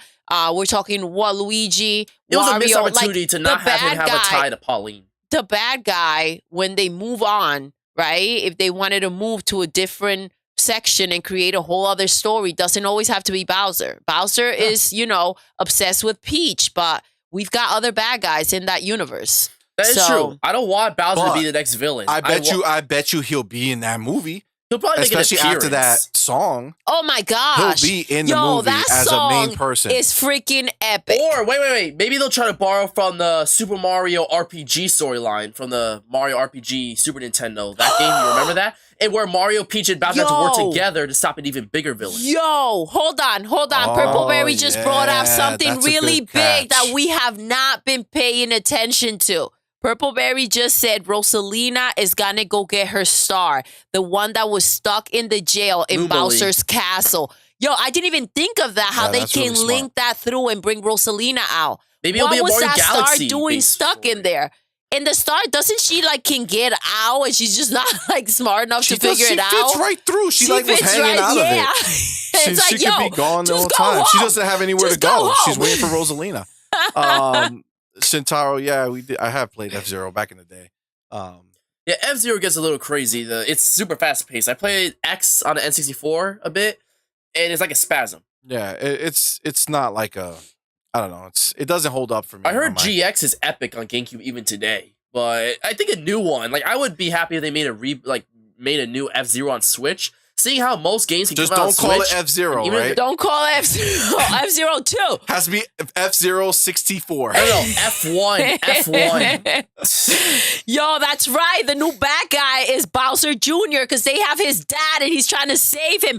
Yo, it could Purple be like Berry, what are you doing to She's us? writing the script. It'll be a drama. No.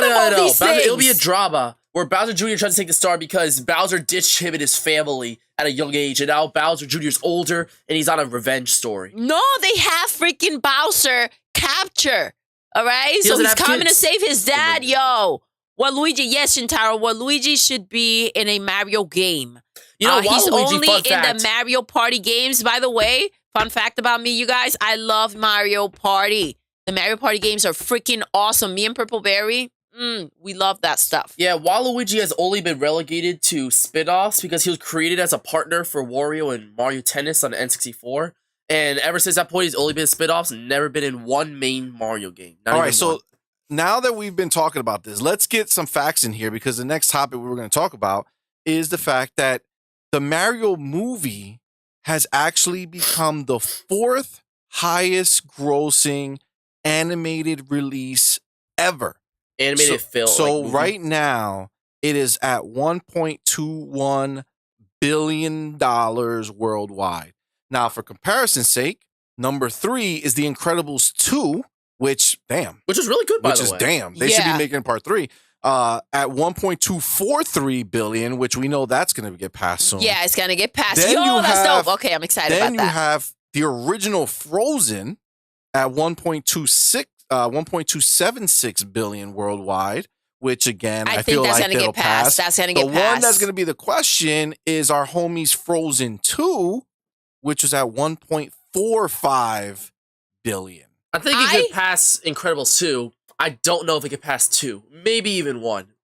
Maybe 1, but Frozen 2 I think is still going to be the height. You think so? I hope that it passes it. I want it to. Listen, that will bring me so much satisfaction. I love seeing Disney fail. Your girl Doodle, guys, will be so freaking pumped if the Mario Brothers movie comes in and dethrones the freaking Incredibles in both of the freaking Frozen movies. That will make my freaking day. I mean, Incredibles was really good, but Frozen 2 I feel like was shit. Only the original You like The Incredibles, Madman? I think The Incredibles were really good. I like the first one a lot. I don't like the freaking Incredibles. I don't even know how they got up there.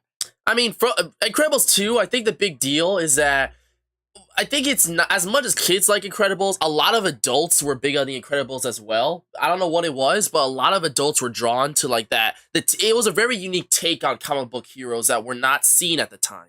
And when part 2 came out, it was a movie that kids want to see, but also adults were really hyped up to see, especially fans of the comic book genre. You know where I like to see them? When I'm at Disney and I want to take those pictures. They have a really cool spa. They make you pose really cool. And it's really like interactive when you go see The Incredibles. But their actual movies, I'm like, yo, I can live without. No problemo. I don't know. Pixar's a shit. I like Pixar. I'm not drawn to it for some reason. But Frozen, man, yes, I wouldn't mind. I wouldn't mind at all. It will be like crazy for them to get dethroned. And yes, Purple Berry, I'm looking at the chat and you are a genius. All right. That's my smart girl. But yeah, the Shintaro. how I wonder though. I Oh, wonder how C Money would feel if Frozen gets dethroned. You guys, That'll be fun epic. fact, let me tell you something real quick. Frozen 1. If you guys have seen Frozen 1, we were at the movie theaters, surrounded by, By children. children. By children. All right? Children. The room is super quiet. And Anna is talking to, what was his name? Hans. Hans. Spoiler warning if And you haven't she- seen Frozen. Wait, but she goes, the spell will be broken by true love's kiss. And he goes, And he leans in. to to kiss her and then stops right before. And then what does he say, C Money? Oh, Anna. Anna. If only there was someone out there who loved you. Yo, C Money. Listen, guys, a room full of little kids, right? He is so invested in this movie. All you hear after that is, oh shit! I'll reenact it for you. Man, cue it up. Say the line that he Go says. ahead, man. Go ahead. Oh, Anna. If only there was someone out there who loved you. Oh, shit! Do you remember how you reacted exactly? That's exactly how it went down. Yo, Right it there at was that moment. echoed in that room full of little kids, you Yo, guys. I could not hold that back. You could not. That was okay? the most genuine reaction I've That had was ever. crazy. Mind you, okay, outside, as we were walking in, we're seeing kids from our kids' school walking in with their parents too, and they're C Money, all right, doing his thing. With a potty because mouth. obviously no one was as invested in that movie, in the story. The first as movie was C-Money great. I actually really liked the first Frozen. I think 2 was a shit show. Yo. But first one was really good. It was such a shocker It's to possible, see them Shintaro. do that. What was You said the possible? kids probably thought C-Money was a crackhead. Yeah. Listen, I was That's so what the in it, parents bro. said. Kiddos, a crackhead has snuck into the movie Yo, theater. I was so and that's what happened. invested in what went down. Yo, he really was. It's It was not even crazy. funny. It was crazy. It still not has even one of the funny. best Disney climaxes. That was a as clown well. moment, you guys. Where It Anna was one froze of to the fucking best death. climax. And listen, the fact that he mocked her for like thinking that like in a day that he was like in love with her.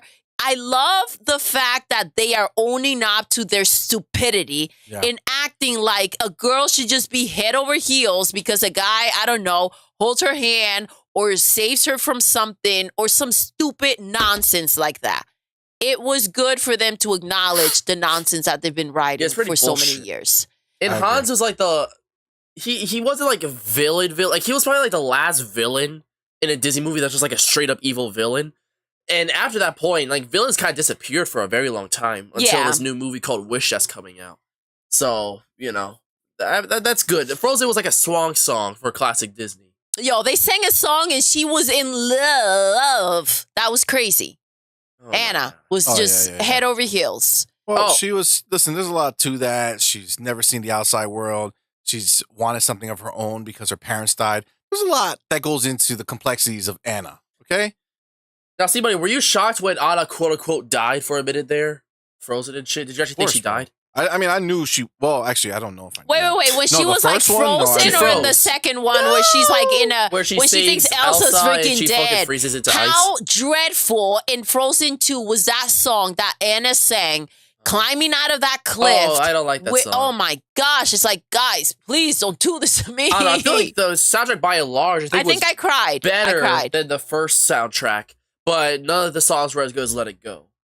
Listen, I think that was Frozen 2 was amazing. I cannot wait for Frozen 3. Blah. I will be going to the theaters, watching it. Oh my And gosh! enjoy it. I'm sorry, so oh we my had gosh! to- See, money back to the We theaters had to yank for your another teeth out and Frozen drag you movie. to the You cinema to guys, see are the you Mario hearing movie. this? But you're just willing to go see Frozen in theaters? Oh my Yeah, 'cause gosh! it's high He quality. gave You don't us. even want to see Avatar the Way of the Water in theaters. He And that shit gave was us Frozen so into shit. much grief about the Mario movie. Everybody's here, gassed up, ready, pumped, ready to go. See, money's like, yo, I don't even think we're gonna go see it because It's Frozen 3. Like, come on now. Yeah, Frozen 3. I'm Day more one. excited for Zootopia Day 2. one. No. Hour one. dude. Whatever time the theater opens, on that first day, I will be taking the day off. He's got to and I go will by be going himself, you to guys. watch Frozen 3. Alone. Middle school, don't matter. going. Me and my little ones and Doodle will be going. No, you can't make me, see. You can't make me. We are going. No. It's going down for real. Welcome back, Paige. This is madness over here. Now, the real question, C-Money, Purple are you going to want to watch... You better be taking me, Purple Berry. You have to miss school. C-Money, are you going to want to watch Toy Story 5 in theaters? Hell yeah. Well, I mean, at least I'd be down to see what they do with Toy Story. Oh my gosh, Madman, stop acting like you ain't gonna be like packed up and ready to go to the movies to see Toy Story 5. It's an inclination. I didn't like Toy Story 4 either. We're gonna do a Toy Story deep dive one day as a podcast. We're gonna do a Toy Story discussion, and we're gonna let out all our true feelings about Toy Story 4 and why it's the best Toy Story that was released. We will be if we did discussion monitors around here. We will be wilding Listen, Paige says that Frozen is the best. She says she'll come with me. All right, yeah, Paige. there you go. There you go. That's right. Because if Nasi Money will be like mad freaking alone over there. And I do need to go with a child or somebody younger. Why not? Because they'll be like, why are you there alone, old man? Yo, they're going to look through the list. They're going to be like, wait, I know this guy. I seen this. Were you the one who wild out on Frozen 1? Like Shut down. 34 years ago? Wait, C-Money. C-Money allowed to go in there. Yeah. So you're going to want to see Frozen 3, but you don't want to watch Across the Spider-Verse in theaters? No. Why not? Because it's Across Spider-Verse I guarantee you will be better than Frozen 3. You're 100% wrong. Into Spider-Verse was better than both Frozen absolutely combined. Wrong. You're factually wrong. Are you on factually? Oh, I'm sorry. If I declare something's factual, let me ask you a question. How much money did Spider-Man bring in? Spider-Verse? Yeah. I gotta look that up. Yeah, look it up. Well, I guarantee you that this one will make way more. Just look it up. Just look it up, and that'll be all we need to know. Oh, my page. 384.3 million. Oh, my okay. No. Let's Doodle. Hold on. $384 million Spider-Man brought in. Spider-Man is the most known entity in all of the world. And only $384 million worth of people went to see it. And that's where all the nerdy people like us who want to go and they'll watch it 18 times, right? Oh my gosh. Well, no. Only $384 million. But Frozen is not as good, except it literally brought in 4 times the amount as fucking Spider-Man. So you could take your Spider-Man bullshit and go sit with the other pile of people who went to go watch it, because the rest of us are watching Frozen 3, this is baby. Why we don't talk about Disney, all right? We don't talk about Disney. Everybody, take a breath. All right. Calm down, all right? All right, let's move on. This got wild. What were we talking about? Mario. Oh, wait. Shintaro had a question for you, I think. What's the question? I don't know. I'm not sure. How we're talking about Grand Theft Auto 6 at first, and now we're talking about Frozen. Batman Shintaro, to you're Superman. right. I don't know. Listen. Yo, we wilding. We need to have a whole Disney podcast scenario. No. That would go. I agree with the Toy Story discussion. We could probably break down the 4 movies. That will be more brutal than Fight Night. That would go crazy. Toy Story. We don't talk about Disney. Yes, No. Oh, that's shit. what Shit happens gets in heated this about house, Disney yo. in here. Here's the thing. Like, I think Toy Story, if we broke down the first 4 movies and pretended that Lightyear didn't exist. Let's not get in. Shut it Calm down, Madman. We're done with Disney Well, if it makes you feel better. This got crazy, man. Toy Story 4 is a masterpiece in comparison to Lightyear. It is a masterpiece. In comparison to Lightyear. Okay, so listen. Let's stop this nonsense and let's get to another Nintendo joint. Let's go. So they have released on Nintendo Switch Online plus expansion pack members, okay? So if you have Nintendo Switch Online and expansion pack, which we do, we have the Game Boy Advance versions of Super Mario World. Super Mario Advance, Super Mario World, and Yoshi's Island. Did you just say that we had the Game Boy Advance version of Super Mario Advance? Yeah, what the hell does that mean? That's what it's called, bro. Super Mario Advance is the remake of the Super Mario Bros. No, I'm talking about in general. We're getting access to Game the Boy versions of yes, and then that just so happened to be the first name on the list. Okay, Super Mario Advance is a remake of Mario Bros. 2. Everybody's still here. 2 is a remake of Disney thing lights us up, man. 3 is a remake of Yoshi's Island. 4 is a remake of Mario Bros. 3. Okay. Real quick, guys, can we take a second? Paige has a question for me. Yes, my lovely. By the way, guys, if you have not, hit that like button for us. Yes. We would appreciate Do the right it. thing. It helps us. It makes us happy. It does. It does. For sure. For sure. Okay. So that is pretty cool. I got to tell you, man, we pay for that thing and I almost never, ever touch it, right? Use it. I agree. Use what? But I love knowing it's there. You know what I'm saying? Like if I want to, if I have the desire, my baby to do that, page. Wait. Oh all right, my we're not gosh. giving birth to people. We're not giving birth to people here. Giving birth. Whoa. Oh. So you have those games that are constantly being dropped every month. That was cool. I like it, but it's not like a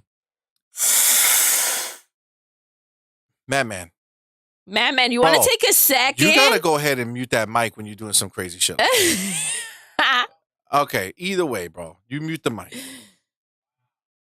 I'm not. I muted the mic for you, so they can't even hear you right now. Are you done? You're good, Madman. Are you done? All right, I'll release you back into the fray. Hold on. Now you're back.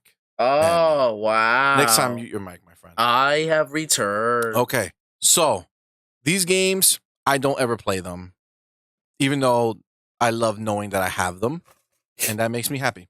That's what most people say when they buy Virtual Console. At least it's on my console. So, yeah. That's all. I just want to know it's there. I can play it anytime I feel like I want to. Do you ever have a Game Boy Advance growing up? No. Dang, that's sad. I did not. I had a Nintendo, the original, and then I jumped to Nintendo 64. And then that was the last Nintendo I owned until the Wii. Dang. And that was for you. The Wii. We would like to play. Yep. That was for you, and that's it. Wow. So, but now they're back, baby, with the Switch. Better than ever. Dropping Beast of Zeldas into the world. Okay, so do you guys have any fondness for any of that? I mean, Doodle, I know you don't. You never played a Game Boy Advance version of any of those games. I did not. So the thing is, do we want to go that far back? But it is really good that they're giving you access to all these things. These are their gems, right? We're talking about like Disney Plus, right? And they have their movies in there. And those are their gems that they normally lock up sometimes and you have no access to them.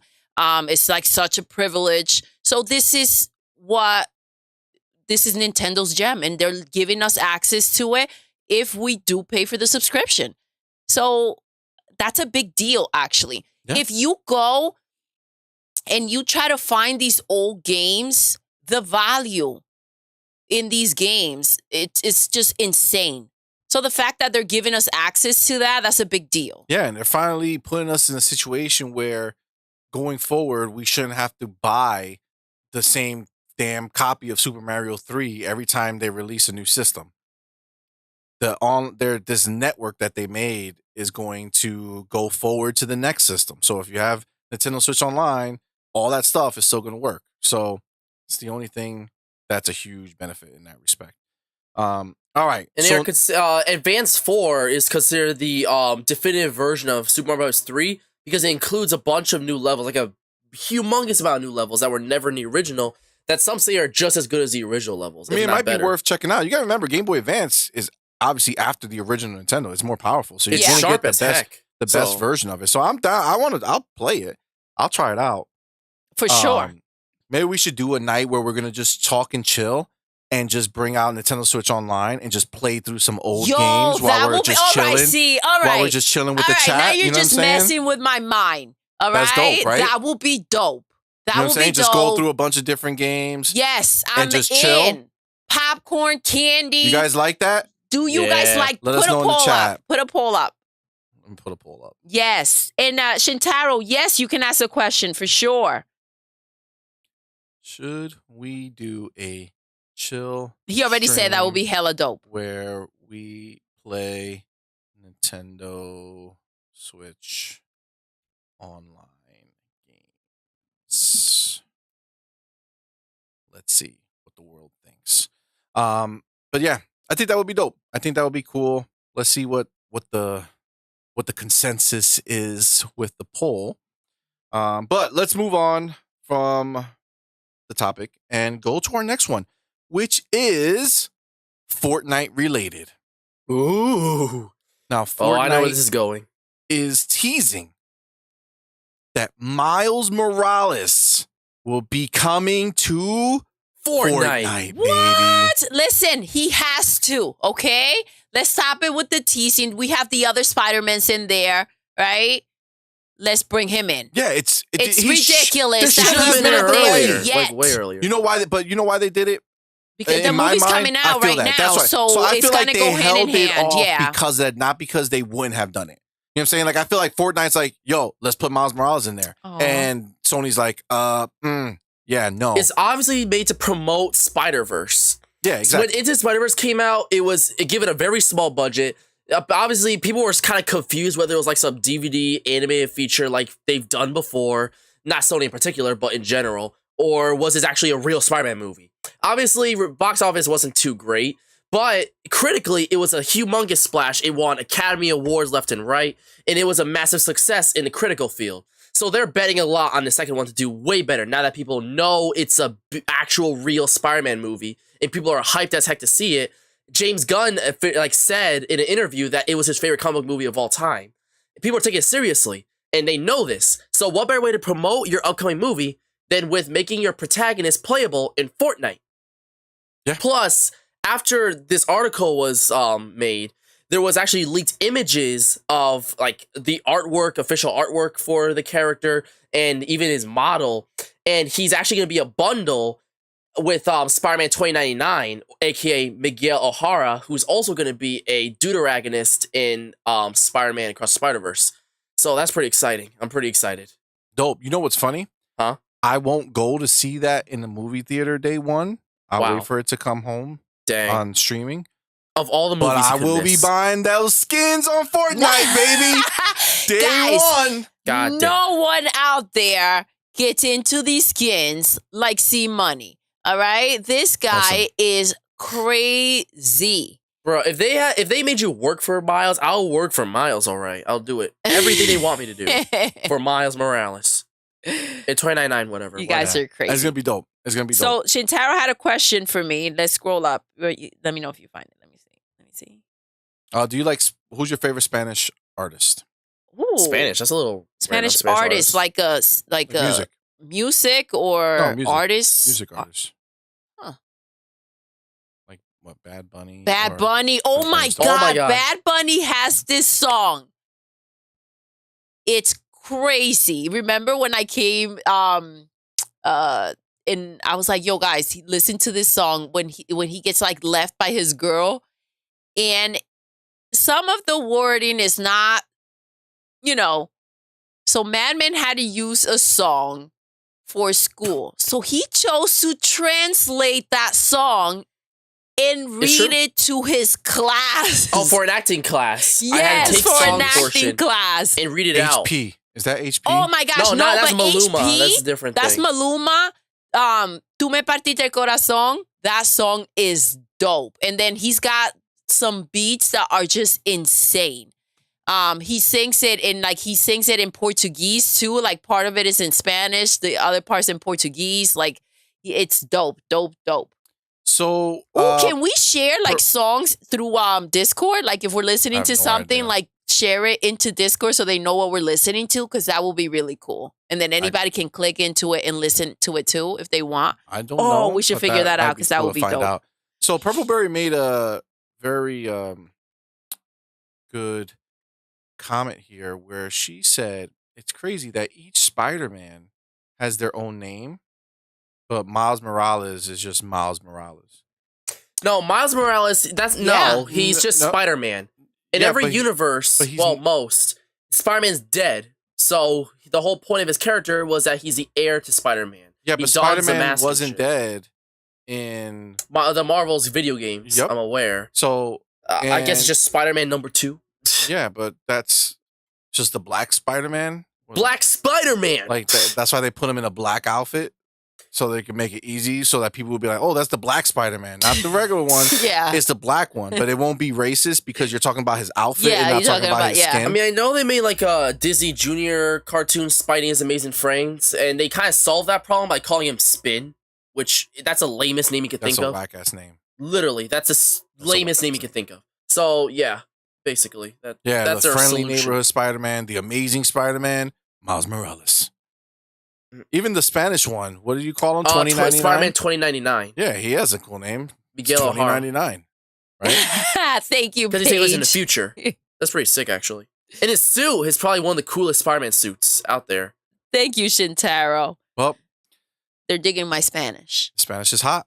Well, she is Hispanic. That makes sense. So, yes. So, Fortnite, having Miles Morales come to it, that's dope. Very excited for it. Very hyped. Cool. So, I'm hyped for that. Next topic.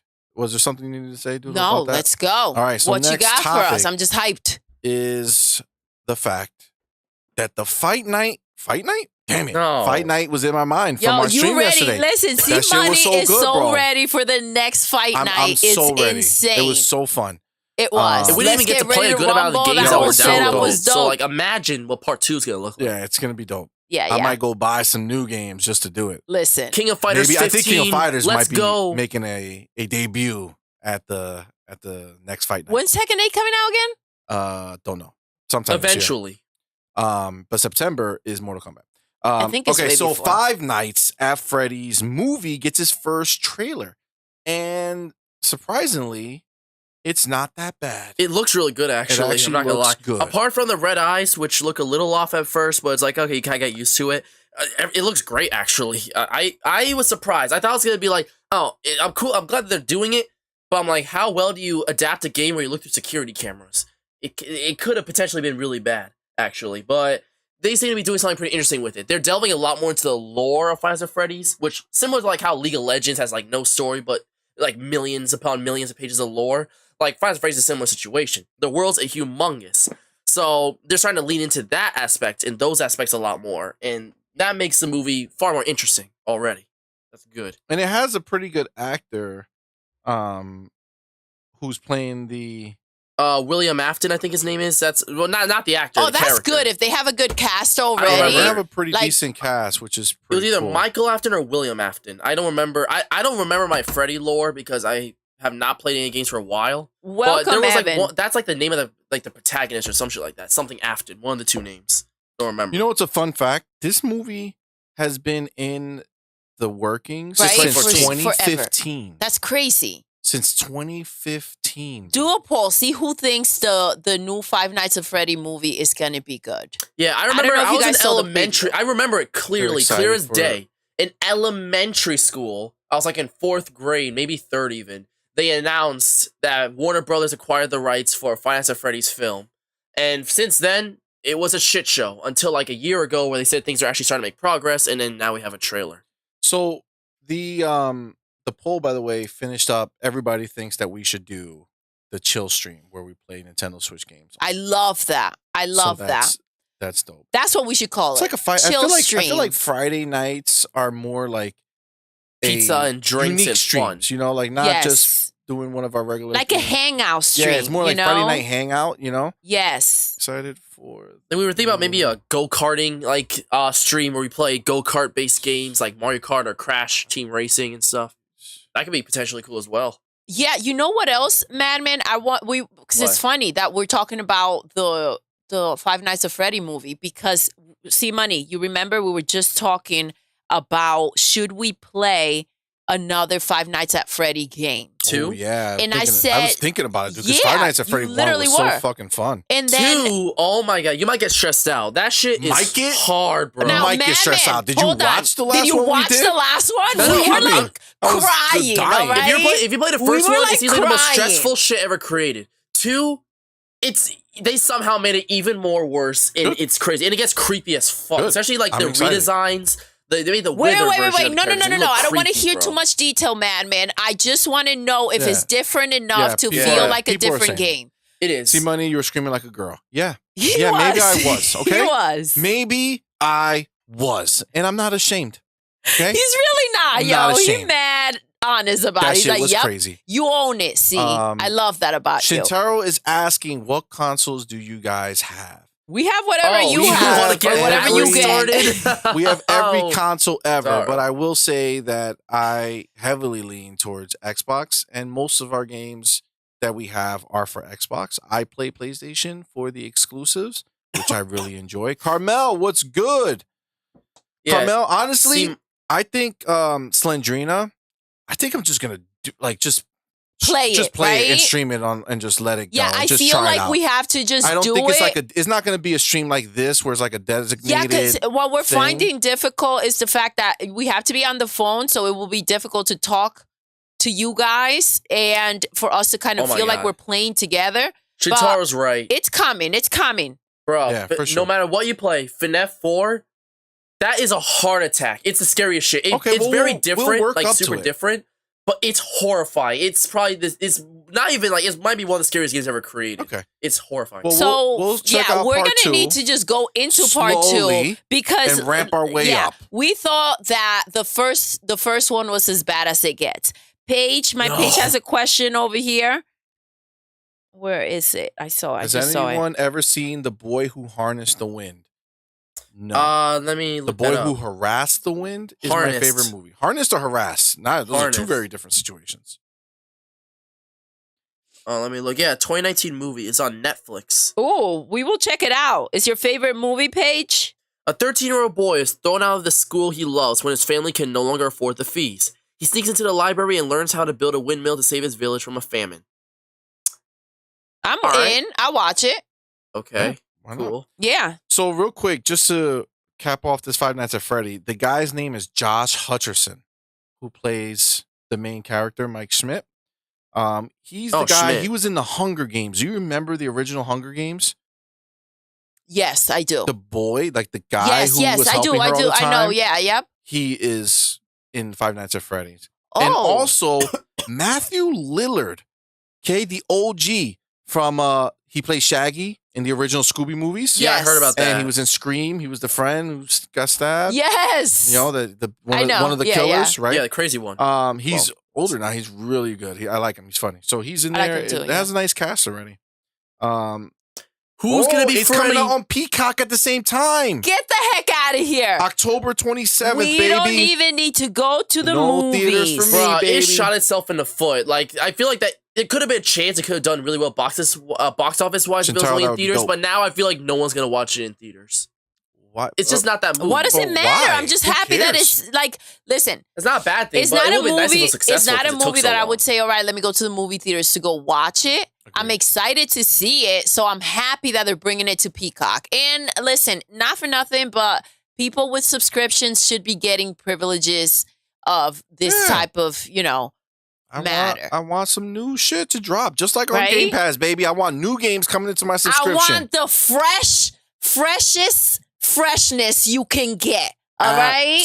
That's pretty fresh. Absolutely. Now, Shintaro asked us a question about the system. I have a question for you guys about your streaming services. Which one is your favorite? Netflix, Apple TV? Like, which one do you guys watch? Paramount Plus? I want to know because we were talking about some of the shows that are coming out into these stream services. And we're like, oh, shoot, I wonder which ones they kind of know about that we can get into a Her, Him, and a Mike and kind of deep dive into some of these shows. Yeah. So I was just wondering, no, for sure. Which ones are popping for you guys? Absolutely. Oh, Hulu, Crunchyroll. All right. Absolutely. Netflix, Apple TV Plus, Peacock. Peacock. Max. I cannot believe that Yellowstone is coming to an end, you guys. Yeah. I think that you guys say they're starting to drag. I think it should close. They I feel had like a the big story decision to make. That's what happened. The decision was he's not trying to record and is holding us back. Do we, kill him off and continue the show without him? Or do we just bring it to a nice end and maybe continue with another branch? They've made so many branches of this show. It's kind of ridiculous. Yeah. Yeah. I think that it's cool when a show continues for a very long time, but it's very hard to stick the landing. Look at Game of Thrones, which was the hottest show on TV for over 10 years, and the last season is considered the worst season out of the bunch. So I think that sometimes it's better to end earlier than to keep stretching it to the point that by the time you end it, it's shit. Well, you know what happens with these shows that have been around for a long time too? Right. We forget that these are not real people doing stuff, and it's writers and directors who are making things. So they went ahead, and it's they grow, right? You get older, right? So the same mind that made was The it Simpsons? No, the one that you were just talking about, Game of Thrones, right? Game of Thrones. The Game of Thrones guy who was so pumped about making a certain type of show, 10 years later, you know, maybe he was in his 30s, now he's in his 40s. He looks at things differently, right? But the problem is that the same type of people are attracted to the show, and then when he kind of grows and changes a little bit, all of a sudden it's like, this is not our show, this is trash. It's like, Game of Thrones is based on a book. You know, we can't keep doing it the same way. Same thing though, right? It's the same shit. The person who's making the book, George R.R. Martin, it's just what it is, right? He actually I can't made get past that first freaking Ring. episode of Game of Thrones. It's such a big show. It just doesn't sit with me. Me no likey. I mean, House of the Dragon, that was pretty good. Remember, guys, you guys forgot about that shit. But we never went back. So how good really, like, how good was it? Cool, you know, to do it, but it's like there's other things. There's only so much time in the day, bro. Again, we said let's try Wednesday. We watched the one episode, and then we watched the entire season that one afternoon. I'm excited for season 2. Yeah, me too. I'm pumped. Okay. And Crazy Taco, LOL, a random pirating site. That's not sus. All right, so let's move on to our next topic, and this is going to be something that Madman is going to explain to us. Ooh. So I want me to explain. Mappa Stage 2023 event unveils cool new key visuals. Okay. So here's the thing. Studio Mappa, they've been around for a little while, since like 2011. But it's only in recent years that they started to pick up. After they took on the daunting task of adapting Attack on Titan final season, their names shot up insanely. They became super popular in like literally months. After the show brought in massive revenue for them, they were able to put humongous budgets on shows like Jujutsu Kaisen, Chainsaw Man, Vinland Saga Season 2, among many others. And like Mappa has become pretty damn huge. And they're already releasing like 9 shows and projects in the total of this year, I'm pretty sure, something like that. Which for an animation studio, that's pretty fucking ridiculous. So after a little while ago, back in like March, they announced that they were doing a Stage 2023 event, which is going to talk about certain shows like Hell's Paradise, Vinland Saga, Jujutsu Kaisen, Attack on Titan, Chainsaw Man, all the fun stuff. And they're going to talk about their future, what's going forward. Projects going to, like, you know, there are a ways away. Like Jujutsu Kaisen Season 2, they'll probably talk, like, maybe show a new trailer. Chainsaw Man, maybe we'll actually get a Season 2 confirmation. Maybe a movie. Attack on Titan, they'll finally release a goddamn release date for the final episode because they've been stretching it for so damn long. But today, or a couple days ago, I'm pretty sure, they released a key artwork advertising that it does indeed still happen on May 21st, as in tomorrow. They're holding this conference where they're going to talk about the future of their studio and all the projects that they're working on. So, I don't know, I'm pretty excited. There's some stuff that I'm pretty looking forward to. I think the big thing is I want Chainsaw Man Season 2 confirmation, and maybe a release date for Attack on Titan's the final episode, like the actual last episode. And I wouldn't be surprised if just kind of got another like trailer or something. Maybe Hell's Paradise, maybe some like confirmation for more in the future or some stuff. But yeah, I'm pretty excited overall. Bro. I want to freaking we have so much stuff that goes on between work, the channel, all this stuff. By the time I get a chance to like sit down and watch it, it's late, and I fall asleep, bro. And I love that show. I need to watch it. I need to figure out how to watch it. Season 2, it's quick question, not quick question, but just a quick side note. Carmel put in here, does anybody watch SML? What's SML? Let me think. SNL would be Saturday Night Live. Yes. SML Saturday morning. Oh, Super Mario Logan. It's a YouTube channel. Super Mario Logan is a YouTube channel. Oh, gotcha. Do not relevant. I don't know. No. But yeah. So yeah. On the topic of Jujutsu Kaisen, when you love you, Paige. See you later. See ya. When you finish the first season, you gotta watch the Season 2 trailer, because I'm actually really excited. I'm more excited than I thought I was gonna be. I'm really pumped because I love they went a very different direction. not only does it take place 11 years before, but like obviously due to budget constraints, they had to get very creative with its art style, and the music is very different. So usually freeform jazz kind of style now. I'm pretty pumped for it. So yeah, this conference is gonna be exciting. Don't be surprised if we have some little topics about this in the next podcast because of the announcements. So that's pretty rad. Oh, Nice. yeah, I'm excited. And guys, if you didn't, just do me a favor, hit that like button. I see a lot of people who've come in and not hit it. Just hit the button. Be a friend. Really appreciate it. Help us out a lot. All right, now, Madman, you also have in here this game. Okay, so It's this a leak. game is called Jump Stars Ultimax, and it has been leaked. And in that leak, they reveal a lot of information. Looks like it's developed freaking stupid. Yeah, it looks like it's developed by CyberConnect 2's core development team with assistance from Spike Chunsoft. The game is an arena fighting game. It uses Storm 4 as a base, which is what? Is that the Naruto game? Yeah, that is that's the game, yeah. With quality of life improvements, so there are a lot of similarities. Some of them will be present as Storm connections. I don't know what that is. Why don't you dive deeper into this, man? Tell us about this game or what's been supposedly leaked. Oh yeah, I gotcha. Hold on, sorry. I'm looking for the character list because it is so ridiculous. It says the list of characters is very large. It's 140 characters. That sounds stupid though. That's ridiculous. That's too many characters. I mean, the funny thing is that it is a big variety. Like, there's a lot of different representation. Like, there's a lot of different franchises and stuff like that is going to be in it, and it's insane. Like, dang it, I'm annoyed. I can't find the list, but they're gonna have characters from like Dragon Ball, One Piece, Naruto, Yu Yu Hakusho, My Hero Academia, Jujutsu Kaisen, Chainsaw Man, shit. Dang, I hate when I don't have the list, but I need it. I probably should have pre-prepared for this. But yeah, at Black Clover, they're going to have a lot of characters and over 50 stages, apparently. It's going to have a story mode. Oh, Death Note is going to be in it. Light Yagami's going to be playable, which I don't know how the fuck they're going to do, but that could be interesting. They got some cool characters. So I'm looking forward to it. If it's as cool as it sounds and not just Jump Force all over again, that'd be pretty rad. So, does it say what systems is going to be released on? It's supposed to be all platforms, like Xbox, PlayStation, Switch, all the fun stuff.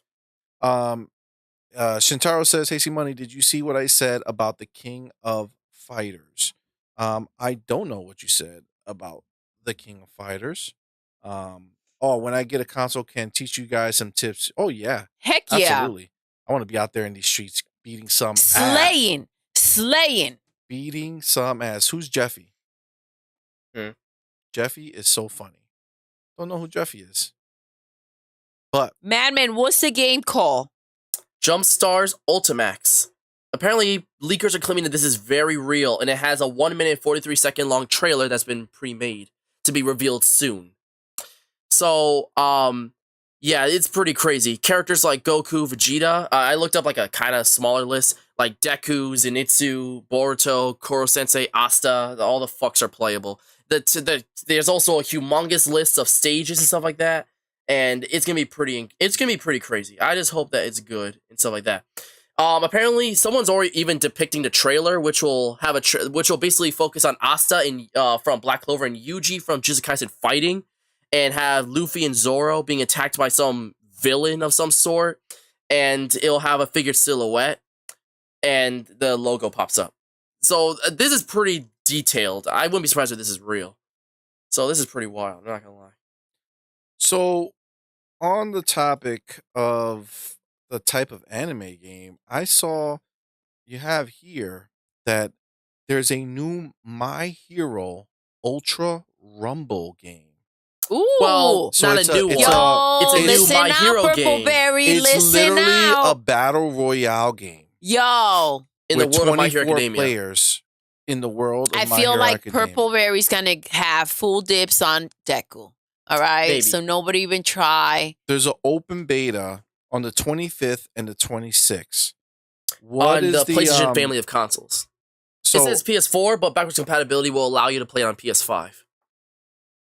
I feel like that's a celebration. If there's an open beta and we can try the demo, we should probably do a live stream. Maybe. Playing the demo. Maybe. And see who comes out on top. All right? Yeah. I think in my head it's kind of like, that's really cool.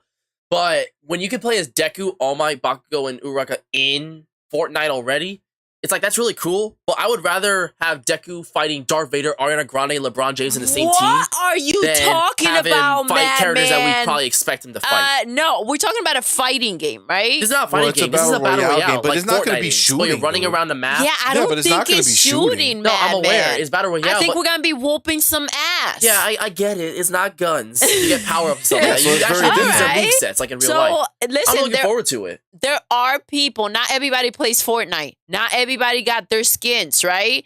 So I think this is a brand new situation. I'm pumped for it. Listen, my Purple Berry loves my hero. So whatever comes out, I'm in. And I do too. I'm excited for this game. It's going to be really cool. Yeah. So yeah. That's pretty dope. That's pretty dope. I'm down. And when I see something like for PlayStation 4, they're doing a beta, it's like, all right, bro, you lost me Just already. for PlayStation 4? No, Well, obviously it's like remember, backwards compatible with PS5 is PlayStation backwards 5. compatible. No, but so like you'll be able to download it PlayStation on has the PS5. beta, no one else? Yeah, the open beta, yeah. But it's like, why are you not trying to make this for PlayStation 5 as a thing?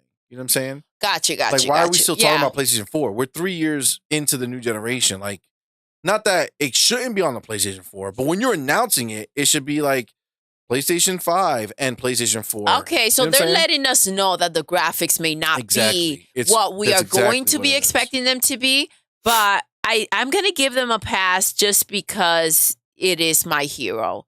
So that's a big pass for them. I'm in for the freaking beta. PlayStation 4, PlayStation 5, PlayStation 1. Let's go. PS1. Oh my Facts. god. Can you Facts. imagine? They actually get it running. Facts. Now, this is a bit of news that makes me super happy because I've been patient like a good boy. And Avatar 2 The Way of Water. is coming to Disney Plus Oh my in gosh. June. You In addition to cannot Max. make me sit through that. How long is that movie? 5 hours. Almost 3 hours. 5 hours, you guys. I don't know if it's 5 I hours, know. but I'm ready for It's it. probably long as can be. Super Man, excited for it. That's I just- feel like we should that should if I'm Oh gonna my God. invest. I'm sorry. Go ahead. The Way of Water is 3 hours and 12 minutes. yeah, that's That's great only news. 2 minutes shorter than Titanic. Damn. This literally feels like if we should all try to invest the time. I know, Purple Berry. I feel your pain. Listen, She's like, you Avatar, haven't- no, Did my we ever baby's in watch tears. the first one? I never seen the first one. Madman and Purple Berry have not Okay, seen the first guess what one. we're doing? We're watching No, Avatar. you We're can't watching. make You us. have to. No, they don't dude. even know what it is. No. No, I They know what don't Avatar even is, and that's know stupid. what Oh it is. my Yeah. Guys, look at that God. thumbnail on the screen right now. Yo, that's dope. Tell me that man. That's dope. That's See the money. old one, though. Tell me my evolution of thumbnails have not gone It up has. significantly. You are top notch. Just You are saying. getting so creative, and I appreciate it. Thank you so much. Thank you. My thumbnail game has been. It on has point, changed. I think. So I'm yeah, looking this forward is to it. super. Purple Berry for real is garbage. Super, yo, it's not I garbage. want to see the Shintaro. first How dare one, you? though. That's my condition. See, buddy, I want to see the first Avatar before I see the new one. I Yeah, think I just said we should watch the original. Exactly. Oh, I just don't want it to be man. like, oh, maybe, and then when part 2 comes out, oh, we're going straight to part 2. I like to see the first one. yes, and see Purple what's going Berry. on. I'll watch Jujutsu Kaisen with you. Bruh, where did Yeah, that listen. come from? Purple Berry, if you watch Avatar, we'll watch Jujutsu Kaisen right No, after. no condition. Just I'll watch saying. Jujutsu Kaisen with her. Well, I want to watch it anyway. Look who's tagging So, along. So let's All follow right. But yeah, this is exciting for me. I love the first one. It's a very, very good movie. And this next one is going to be stunning. Thank you, Shintaro. Poor Doodle and Purple I heard the Berry. water I think animation. I Shintaro seen should clips go of the through this like, with us too. I think trailers. Shintaro, you should watch the movie and then we can all come and talk about it. Listen, I've seen trailers, and my you're God, going to love that movie that so water much. CGI, bro.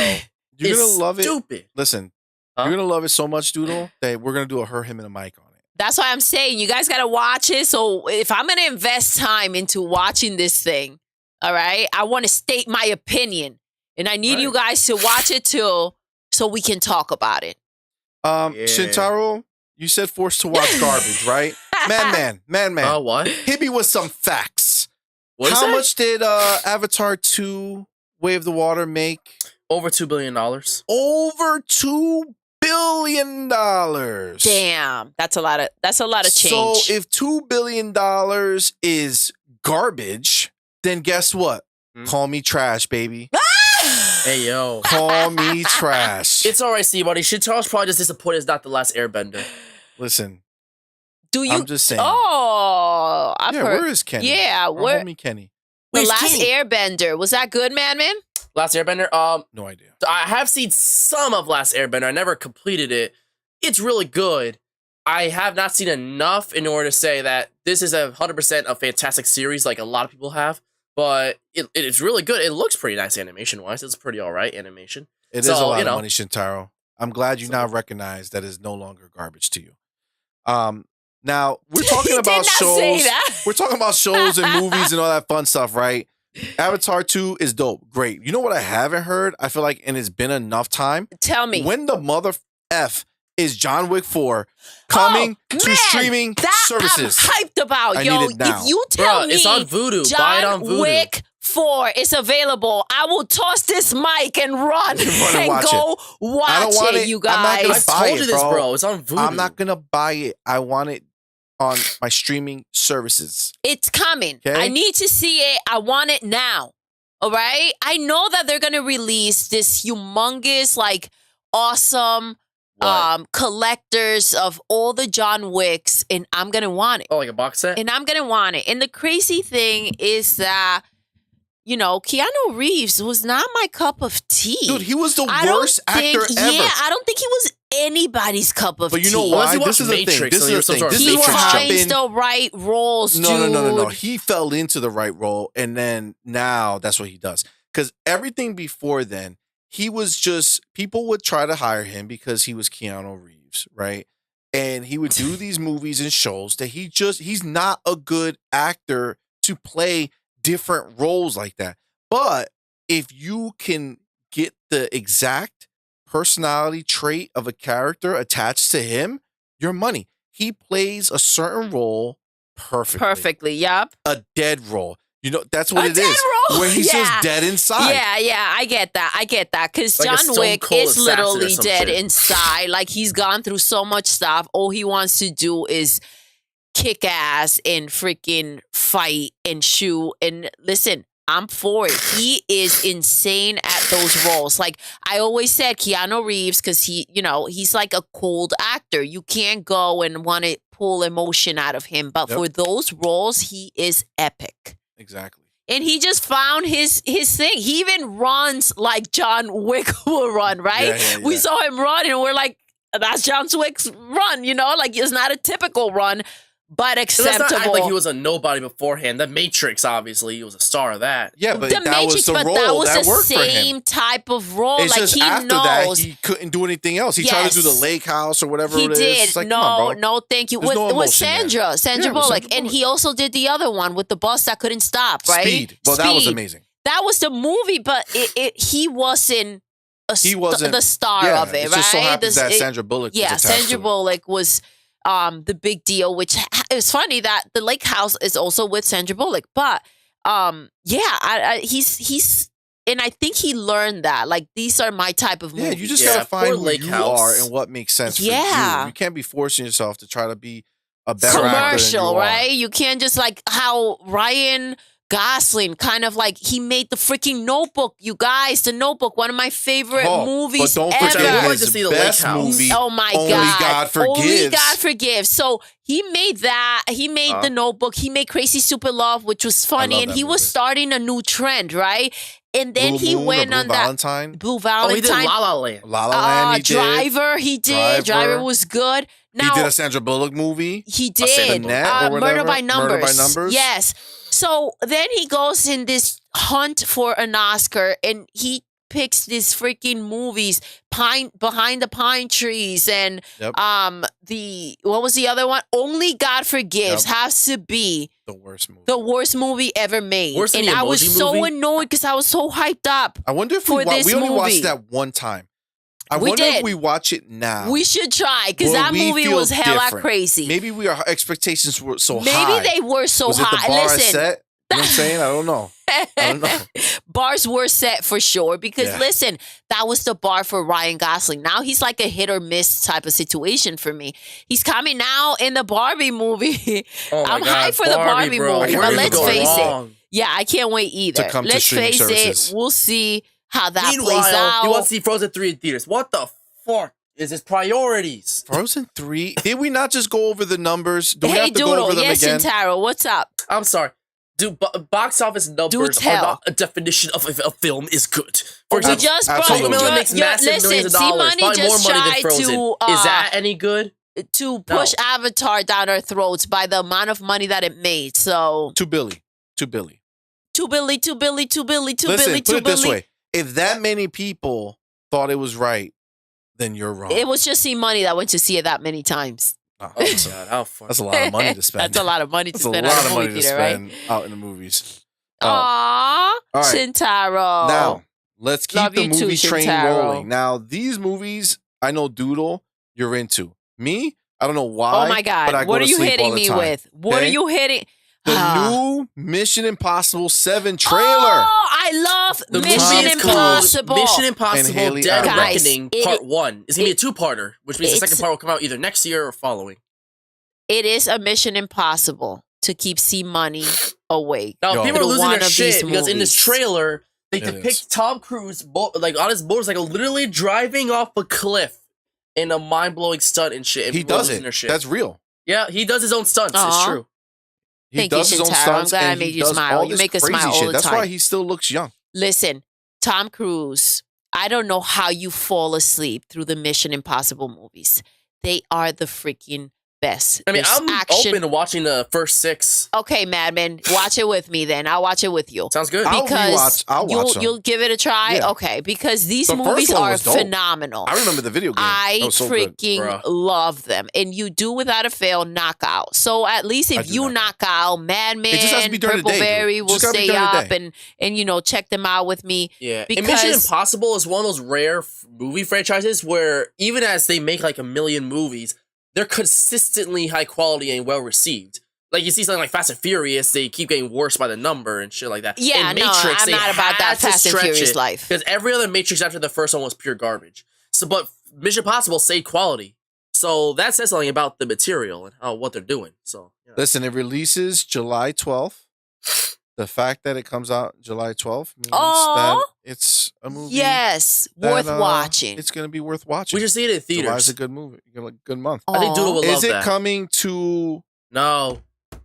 It's a Paramount movie, so it'll come out later. Okay, great. So then I know where I'm watching it. It'll come out sooner than later. I think Doodle would love to Paramount. see it on Paramount. In theaters. No, she doesn't. Doodle would love to go to the cinema. She does not. Doodle, wouldn't you want to go see that shit in theaters in that big screen? Why do you always act like you don't know me? I don't like going to the movies. Yeah, dude. What are you doing? I don't love like Mission Impossible. I thought you'd at least find it cool. She doesn't love it like, oh my God, I need it in my life all the time. I don't like going to the movies. I love being able to watch a movie at home. If I want to pause it, then I pause it. If I want to stand up, I stand. Like higher quality, to be honest with you. Quality, my yes. OLED TV is way better looking than the stupid theater screen. Yes, because it's so stretched out. Like that freaking, the screen is not the best. Okay, so I'd rather be home enjoying my movies than going to a movie theater. I don't like sitting next to people I don't know. Get away from me. I don't like it. Like, no, the theater experience, that's not for me. I don't like people around me. What are you thinking? What are you going to do? People getting shot up. Yeah, get the hell away from me. You know what I'm saying? Everyone knows the infamous Dark Knight scene. I'm not about that life. All right, well, that was a real thing. So yeah, but I feel like that the only thing about like these theaters is that like I would only go if it was something that I want to see so badly. I would like to have the cinematic experience. Said 2 billion mistakes. What? Like I'm happy as heck I got to see the Mario movie in theaters. You can always count on Pepperberry to say something smart and clever. That's my girl. She's funny. Doodle. Just my girl. It's my baby. Like, you gotta admit, seeing the Mario movie in theaters was pretty cool, right? And she is just like but it also showed why I wish it was just streamed, because it was a pain in the ass to watch it in theaters. And I missed parts and pieces of it because I had to watch my little right? one. Because if you said, all right, real quick, let me pause it, let me rewind, whatever.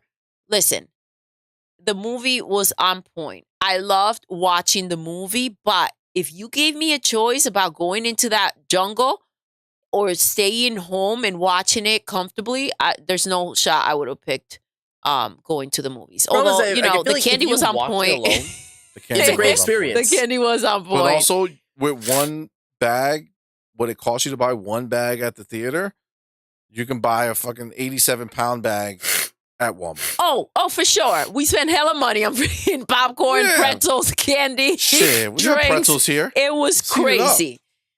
About that life. It's a life right there. Except when you go, then you got to do it. Then when you go, listen, this is the thing. You can't do it half-ass. If you're going to go to the movie theaters or wherever you freaking go, do it right. Just do it. You got to just do it. You got to go with it. You got to get the stuff that's going to make it memorable and make you enjoy.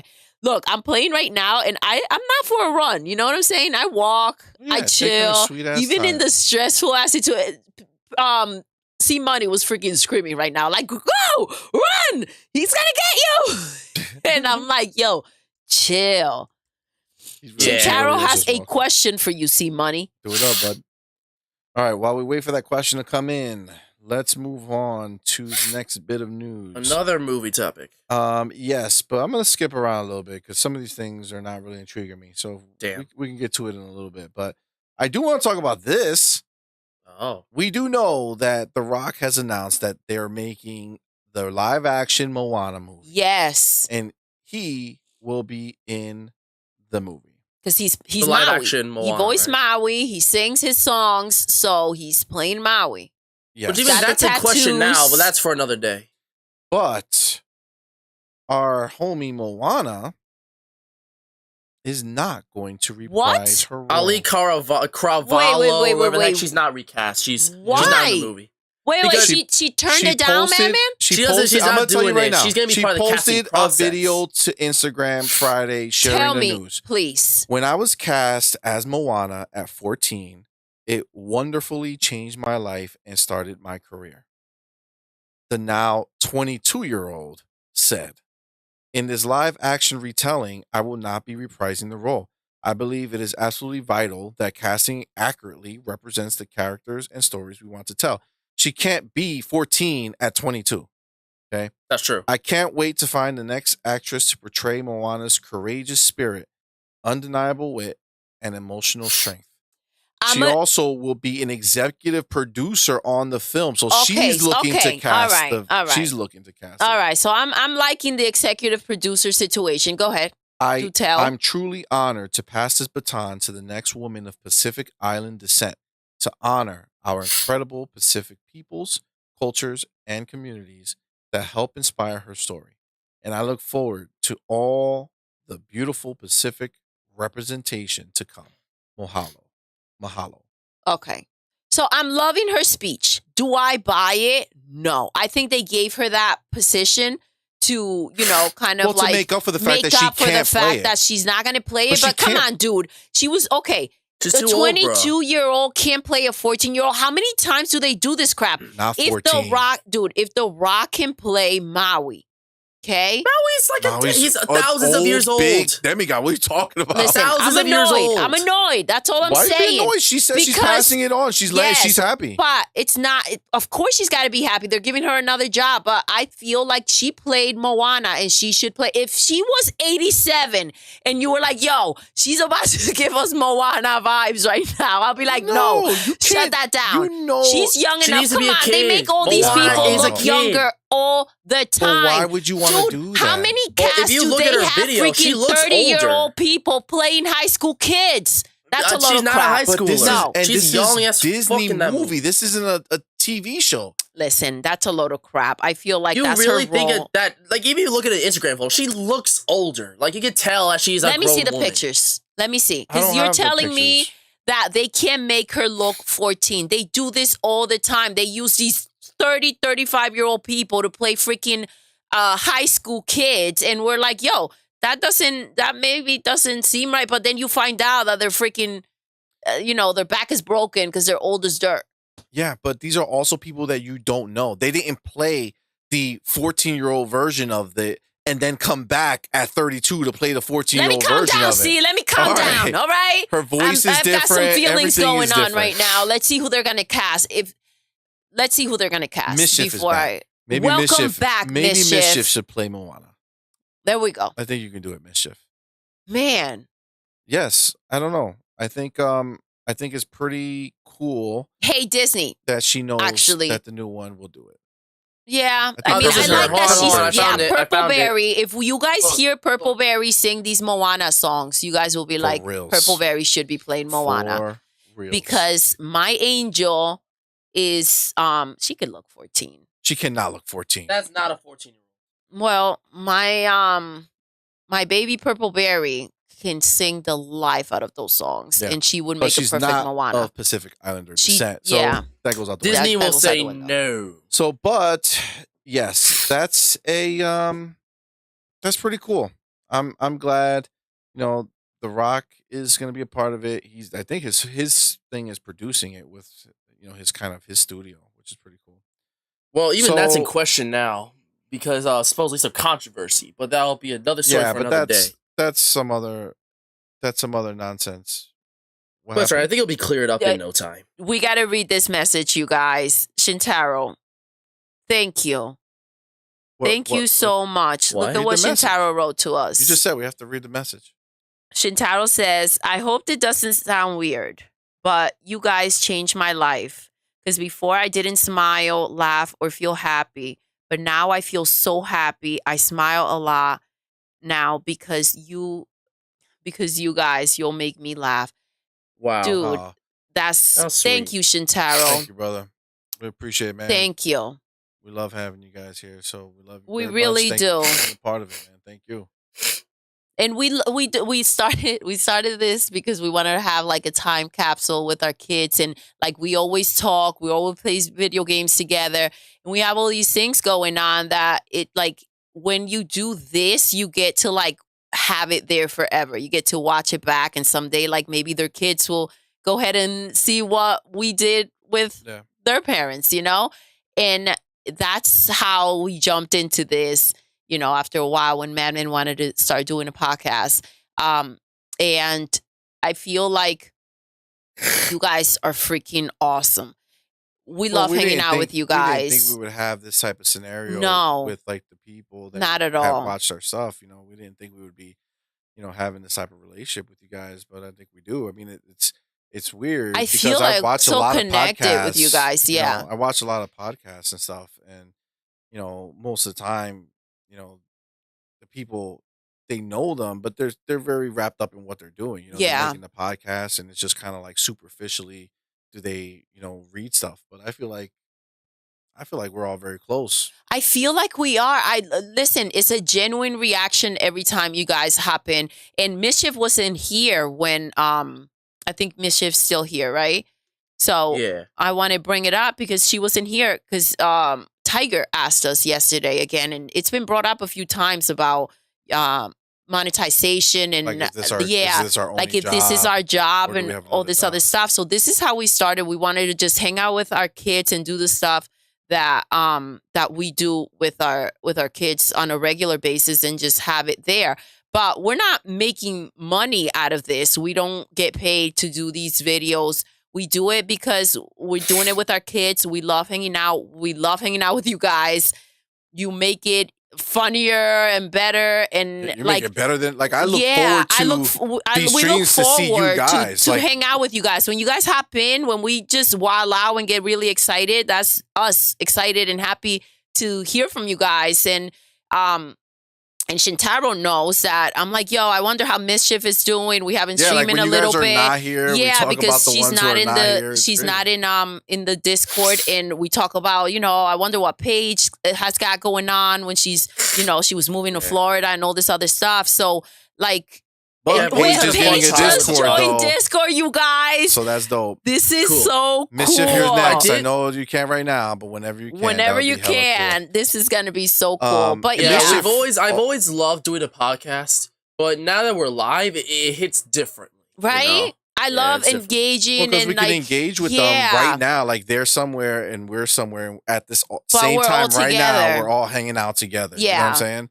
So it's pretty cool. I love when you guys have questions. Mischief. Yeah, maybe one day, man, we'll do a nice like a get together. That would be dope. Well, I didn't see that. Hold on. Shintaro said we can. I hope we can all meet each other in person one day. Right? I feel like that'll happen. I feel that way too.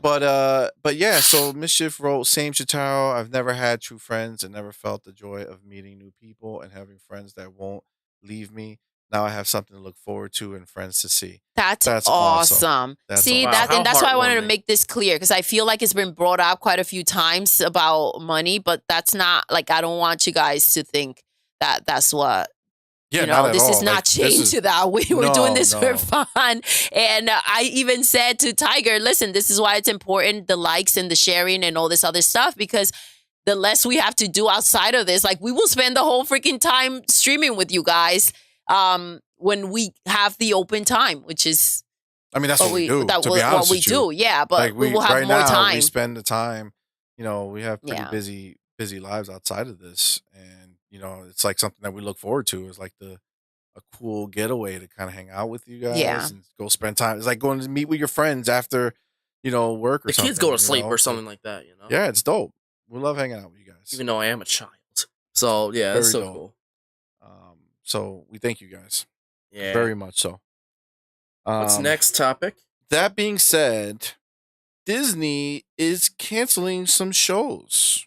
It's true. 6 in particular. 6 different shows are getting canceled. And I'm hoping they're all Star Wars. Now listen. Yeah, it's not canceled. Well, obviously they're canceled, but removed. Like they want to pretend these shows never happened. Wait. They're like taking them off out of their the streaming service. service. You cannot watch them or use them or anything. Okay, that's a lot of bitterness and a lot of hate. All right? Yeah. Because listen, if I make something and I'm like, I'm not going to continue it and leave it on the side, that's different. Check this out. Go ahead. This is why. I was like, why would they ever do that? But they're doing that to save money, right? Because it'll help them avoid costs like residual fees to the participants. Oh. So if they leave a show up, even though it might not be super popular, but if it's up, people can still watch it, and that means they still have to pay the actors that were in it. That sucks so much. Imagine being one of these kids or that people sucks for who the got actors, this first role. They're trying to cut off the money, All right, so let's see if there's anything that matters to us. Well, I know there was a big controversy with one of them. All right, well, let's see. We'll get to it, and let's see if it's a controversy when we say it. Got it. So the first one is the Mysterious Benedict Society. What the heck is that? Don't know. There's a book series. I know. I've heard of the books. It's a book series. Big Shot. That one we watched a little. It's crazy because that's what me and Purple Bear watched actually a good amount of the first season. It was pretty good. Uncle Jesse from Full House is in there. Season 1, season 2, and damn, they're cutting off his pay. Yeah, that's messed up. 2 seasons and now they're gone. I didn't like the show. We tried to check it out. I didn't like what the show was about in the way you really try to see the show. I think I saw one episode and I didn't like. Watched a good amount. There was something about the team being like a inferior team, and it was like all females, or he went from coaching, he was coaching a boys' college basketball team to a high school girls team. Yes, and then in reference of like a smaller, lesser team that he's gonna somehow bring up. If he was coaching like college female basketball, a basketball team, and then he went back to I just don't like the whole lesser than girls team. The show's still good though. Yeah, but I did it. That's just my opinion, Madman. Yeah, I get that. I can see how that could be a problem, I guess. Yeah, I mean they watched it. We didn't watch it or really care to, but I get it. It is what it is. And then the next one is Turner and Hooch, which immediately that looked like Turner a stupid idea. Who? Yeah, Turner. it was is a Josh movie. Peck's. Josh. It's a movie. No, yeah, it's it a was show. a movie back in '89. The but sequel now it got series only lasted for 1 season before it was canceled by Disney. So Turner and Hooch, Josh Peck was from what was that show? Drake and Josh back in the day. Oh yeah. He was a heavy kid. Yeah, and now I never liked that weight. kid. So I like that other show he had with the Dip It Low girl. I don't know. Christina Milian. I'd never. Remember we watched it. I don't think really. Yeah, we enjoyed it. Okay, we forgot about it, but we definitely watched it. Okay, well, it's been deleted from my mind. Apparently. Okay, but the big thing is that good. Yeah. Well, that's gone. And then the next show is Willow. It was a sequel Tree? series to a TV film shows, from way back in the day. one season and then got canceled. So what was big about this is Willow was actually a movie made from George Lucas, who made Star Wars. Star Wars was such a massive hit, he wanted to create Willow, which was supposed to be a new universe akin to Star Wars, but instead of sci-fi, it's like a fantasy. It never really went anywhere, so it died for mad long. Until like 20 plus years, Disney Plus finally gave it another shot and gave it a sequel series. While it was critically it was liked, it didn't get much, much popularity, and naturally it was canceled and it didn't go anywhere. So we're gonna go to the chat. So I don't know what that is. Are there more titles? There are more, but I did see here. Mischief said, "Can I ask for an opinion?" Of course. So for sure. In Shintaro. Yes, please. Yeah, send a picture. Thank you. Or Sensei on Discord for sure. Yes, for sure, I would love that. Now, if you scroll down, there's like 2 other ones, but there's some movies that are being erased. Well, okay. So let's go to the next one. That's fine. The next one is called Just Beyond. It's made from the guy who made. It's based on the books made from the guy R.L. Stine, who made Goosebumps. All right, so it had 8 unique episodes, and is gone. Oh, this is wild. What? The World According to Jeff Goldblum. Now, I saw a couple episodes. That's been out for a while. It was neat. Not that it was like some amazing show, but Jeff Goldblum is like a big actor. He's a real a big actor. Like he's a real dude. Like why you're gonna delete his show and tell him that you ain't gonna pay him no more? You're not paying him ish. That's crazy. That's a little. Listen, I understand. Too. Business wise, this makes complete sense. This is a way to go around having to continue to pay that money. Mischief, do it. We're here. Yes. It's like there's not even like Blu-rays or physical media of the movies to remember about. You see, that's my point. They can't cancel physical media because now these shows are impossible to watch unless you want to pirate them or some shit. So that's that sucks. You can't watch them even if you wanted to. Well, but I mean, I guess the idea is most people don't want to. So it doesn't matter. You know what I'm saying? Like these obscure games that disappear or these obscure movies or shows, like nobody cares that they're gone because nobody cared when they were here. Yeah, Mischief, that's his pet. So disappointing. Koro Sensei is his dog. Is Shintaro's Koro Sensei is going to be in this apparent Jumpstars game. All right, so have these things already been delisted by the way, or Page if you go right now, yeah, you're not going to find Welcome back, baby. No, it says no. On May 26th, it's supposed to be happening. Oh, all right. Now go to the movie list. Go to the movie list. Yeah, so the movie list. Okay, you have the one and only Ivan. Don't know what that is. No idea. Based on a book. No idea. Be Our Chef. No idea. No. Magic Camp. No idea. Howard. Wait, idea. Stop. What? Howard is the big controversy. Why? So here's the thing. Howard tells a story Welcome of back, Paige. Howard Ashman. He's a co-creator of the music for Little Mermaid, Beauty and the Beast, and Lion King. He worked with Alan Menken. They were a duo. However, Howard Ashman died of AIDS back in 89 or 90. I don't remember exactly. It happened the eve before, like this was announced the night before the LGBTQ Pride Month or something like that. And Little Mermaid is about to release the live action version. And he was a gay man who worked on these the iconic soundtracks, and it told his story and the aftermath of his death. And people are really frustrated that they're taking it out as soon as the movie's about to come out and as soon as Pride Month's about to begin. And that is very poor timing. If anything, you could have probably pushed it more because The Little Mermaid was coming out. Dude, so you wanted them to purge everything else and say, no, we're going to wait on this, or hold everything back for this guy. Listen, I can appreciate who he was. I don't know who he is. You know what I'm saying? Like, it doesn't. I don't know either. And this is the thing. Again, I'm saying this like it's so shady of Disney to do this, but at the same time, it's his business. So this is a smart business decision. It's a lot of stuff they're taking out. Yeah, it's if not they're like do one this thing to here Jeff and Goldblum, there. then I think they could do it to Howard, so who we don't know who he is. I feel like Howard if you're Ashman. gonna wipe it out and take it away, just rip the Band-Aid, bro. listen, Take it. honestly, I don't know most of the things that are being said. So obviously, like, I mean, I'm just saying, like, I have the Disney Plus app and I haven't even seen these freaking things. Yeah. I mean, I saw I some go of in them, there but for like, very specific I never things. did it. By the way, Mischief, we're still waiting. So hit us up. Anytime now. I'm anxious to see what you were writing. Okay, and then Earth to Ned, no idea. Foodtastic, nope.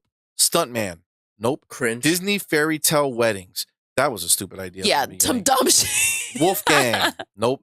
It's a Dog's Life with Bill Farmer, nope. We saw a little The bit Making of of that. Willow, I did at nope. least. So Yo, real quick. What's wrong? Yes, Paige, a Cobra Kai discussion. Cobra It's- Kai. It's their Yo, last that'll be season, sick. right? this next one Coming yeah, up. I'm down for that. Oh, he only for Yes. season 6. It's That's gonna a be great crazy, bro. idea, baby. All right, so let's take a pause on the news. Oh man, she was right, and that's what happened. That's why she was taking so long. My Oh, bad, God. my bad, Mischief, for rushing you when obviously you had quite a few things to say here. So I'm gonna put. Can I read this? Is this okay to be read, Mischief, or should we read it internally and just say it? You know what I'm To saying? read it to ourselves. Should we read it to ourselves and see what's what, or can we say it's okay? Okay, cool. Okay. So, Mischief says, so I met a girl years ago online. We played a lot, had fun, supported each other, but she would play with this other person a lot, and it made me sad. But they knew each other in real life. Then she stopped talking to me. I asked her if she wants to play. She would say, okay. And I said, join me. Then I would wait and wait in that game for almost an hour because I believed her. Sadly, I asked her if she's going to say yes. Please be honest and stay true to your answer. I asked her again. I said, we can play whenever you want. That as 4 months ago. So I feel bad and miss her. It's okay. Oh, that's what I asked you. My bad.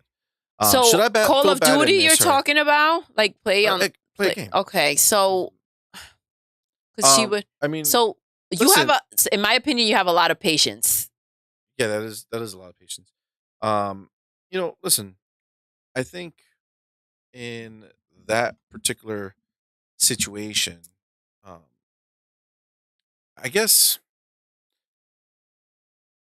guess the problem is that if it's a video game, like if somebody's just playing a game online and then like they can stop liking that game or stop wanting to That's play why that I'm game. asking. Yeah, because it may And not then- be personal. It may be just that maybe it's a different game that's happening. And I think the part that sucks is that I think because Mischief, you really liked her, you wanted to keep playing the game or to keep hanging out with her, and if she didn't want to play that game again, it's kind of like what other way would you guys be able to keep in contact Yeah. or talk outside of it, which I think is maybe the harder thing, because I honestly miss her a lot and want to play with her, but I think that if I wait,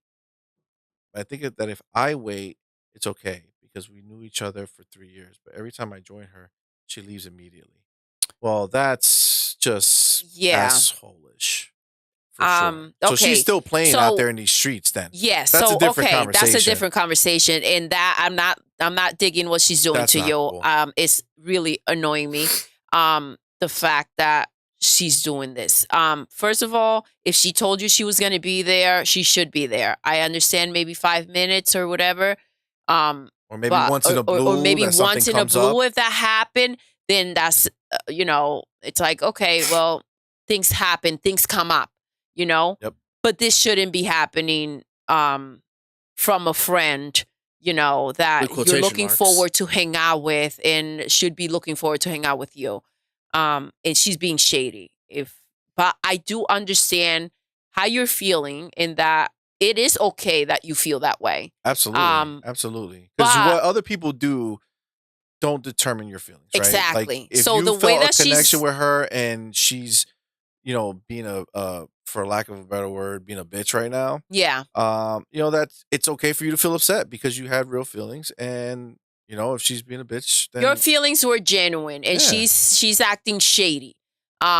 She's playing that ghosting game, Yeah, and that's I don't stupid. like that. So, I mean, that's why. First of all, that's why we're so adamant here, like to hope that you guys join the Discord, because it's similar here, right? Like, mhm. like if you don't hop into this stream, you know what I'm saying? Like, if we're streaming and you don't hop in, we can't talk to you. Like Yeah. there's nothing for us to do. Or if all Yeah. of a sudden something comes up where we have to take a break from streaming for Mhm. whatever reason, it would really There's no way to suck to talk not to be you able to guys, talk to you yeah, guys and because say, like, we we can't can't- stream right now. Yep. You know what Like I'm saying? Shintaro knew we were going to record on Tuesday night. Shintaro knew that I wasn't feeling good, and that we had to cancel that recording. But like no one outside that we didn't tell from the Discord knew about that.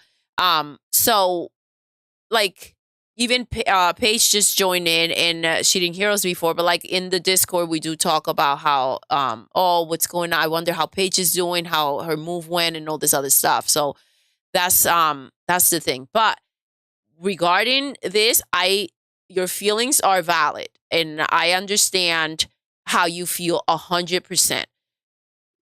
Do I wish you didn't feel that way? Yes. And the reason for that is because I feel like she's being a nasty bee. And she doesn't deserve you missing her or feeling this way about her. She's like blatantly being nasty and disrespectful by leaving if you join. I don't like it. Yeah, it's bullshit. Bro. So if I can, I wish I can take away the fact that you're feeling upset about it. I can't tell you not to go and like try to talk to her or whatever. But for me personally, I would not have waited, and I would have dropped her a while back. Like it wouldn't have gotten that far. But everybody's different. Everybody's different. Especially if you feel that type of attachment. In my opinion. But also, I want to make sure, like, it's not like we're not saying. I don't think it's just like, hey, get over it. No, you know what I'm saying. Like that's what I'm saying. It's valid that she's feeling that way. I think you should, recognize your feelings and be okay with feeling that, and just it will naturally, subside over time. Now you also replace it, right? Yes. You know what I'm saying? So in those type of feelings, in those type of scenarios, it's like if you're dating someone and you break up, it hurts horribly for however long it hurts until you find out that, there was a better person for you. Or maybe there's a better friend who doesn't stand you up and doesn't make you feel like you're chasing them. You know what I'm saying? So I do want to read, because there's some stuff being written. So Paige said, if I was you, I'd ask if she wants to play. And then if she says yes, then I would watch, and after 30 minutes, I would not play. So she's saying, turn the tides on her. Turn the tides. Yo, that's my Page. There you go. You know what I'm saying? Yes, there we go. So she would have to be. Drag her back in, and then be like, nope. Yeah. Step aside. Miss just did right. She still plays the same game that we both used to play a lot. I joined her once. Her friend said she hated me. I was nice to her. I did nothing. It just hurt because my best friend for 3 literal years, she didn't even back me up. I cried so hard in my bathroom. I was downed for a long time. Oh, it hurt. It hurt so bad. Yeah, that's fucked up. And so, also, Mischief, can I tell you that her friend she felt jealous. threatened by you. Yep, she was jealous. Felt threatened by you, and that's why she started talking crap, and she got to your other friend, and that's why this whole thing went down. She was suffering from a hardcore BBS, which is bitter bitch syndrome. Bitter bitch syndrome. Look it up. It's real. It's real. When that bitter bitch syndrome kicks in, there's no telling what they're gonna do. So she sabotaged your relationship because she was feeling on the outskirts. Now, this is not to put it on her, because your friend should have had your back, because she's her friend and your friend. Exactly. Okay? And she shouldn't be ghosting you in that way. In any way. So this is because sometimes we put it on the messenger. But even though she did that, it was up to your friend what she decided to do with that. Exactly. It's like if somebody cheats on you and the person who they slept with is a problem. But the problem real problem was the person who cheated, right? Exactly. So your friend could have been like, don't talk to her like that. That's my friend. We'll all play together. Like how in the chat, sometimes you guys get a little wild and we're like, all right, keep it nice in the chat. Like, don't talk to each other like that or don't treat each other poorly. Like she should have just said something, handled it, and kind of stepped back and let it just be back to normal. But that's not what she did. So the eye-opening is that you see her colors now, right? And I wouldn't want you to spend more time in that, but I know that you can private message on some systems. I don't know how you're playing, but sometimes we have things that we just need to say. And it's okay to let people know, in a nice way, how they made you feel. So if you need to get it off your chest where you're saying, listen, I was very hurt. I thought we had a stronger friendship than that. Then that's up to you. But I personally I wouldn't do that because somebody like that, somebody who's being that blatantly asshole-ish is just going to be empowered by that. Much more empowered. Like, that's the type of impact I had on this person. So I wouldn't do that. But obviously, if you need to, that's fine. I wouldn't do that. But sometimes you need to feel like you have closure or you've said what you needed to say. And honestly, it's difficult to see what's happening when you're really close to it. So maybe to you doesn't seem the way that it's playing out. But this is not a friend that I wouldn't want her back in my life because I already saw what she can do and how she can behave. Just from the fact that she left me in the waiting room or that she didn't defend me. Like, listen, also be careful because if that friend drops her, she might come back. But then if that friend comes back, then you're out again. So you shouldn't be second to anything. Like for me, if we're chilling and we're cool and something happens and you don't have my back, we're going to have a problem. I'm very loyal. And if, somebody comes at anybody that I love, there's going to be a situation that's not happening, gets shut down really quick. But I know you guys are playing when you guys call my love over here a clown and we're just goofing around. But, she should have had your back. Absolutely. She also put another note here that when I joined, her friend was like, "Oh crap, hey bestie." I was so disgusted and my friend want to play. The way they act is just sad. The way they change. And you don't need that in your life, I feel. That's sometimes it's not people changing. Sometimes it's people revealing their true colors. Yeah, and you have to see that and move and kind of try to move on from it. And listen, this is the thing. Like, put someone else in that spot that you love dearly, right? And think of how you would feel if you saw or heard somebody treat them that way, right? Yep. Would you want them to stick around into that situation, or what will you say to somebody you love? Right. And that's being treated that way. And then kind of like say that to yourself, because who's more important than you? Right. I just think that instead of feeling drowned in that situation, find the music to inspire you, to make you feel better. And listen, there's that song. What's that song that I used to listen to? I love this song. Sean, what was his name? I Don't F With You. Obviously, it has. Yep.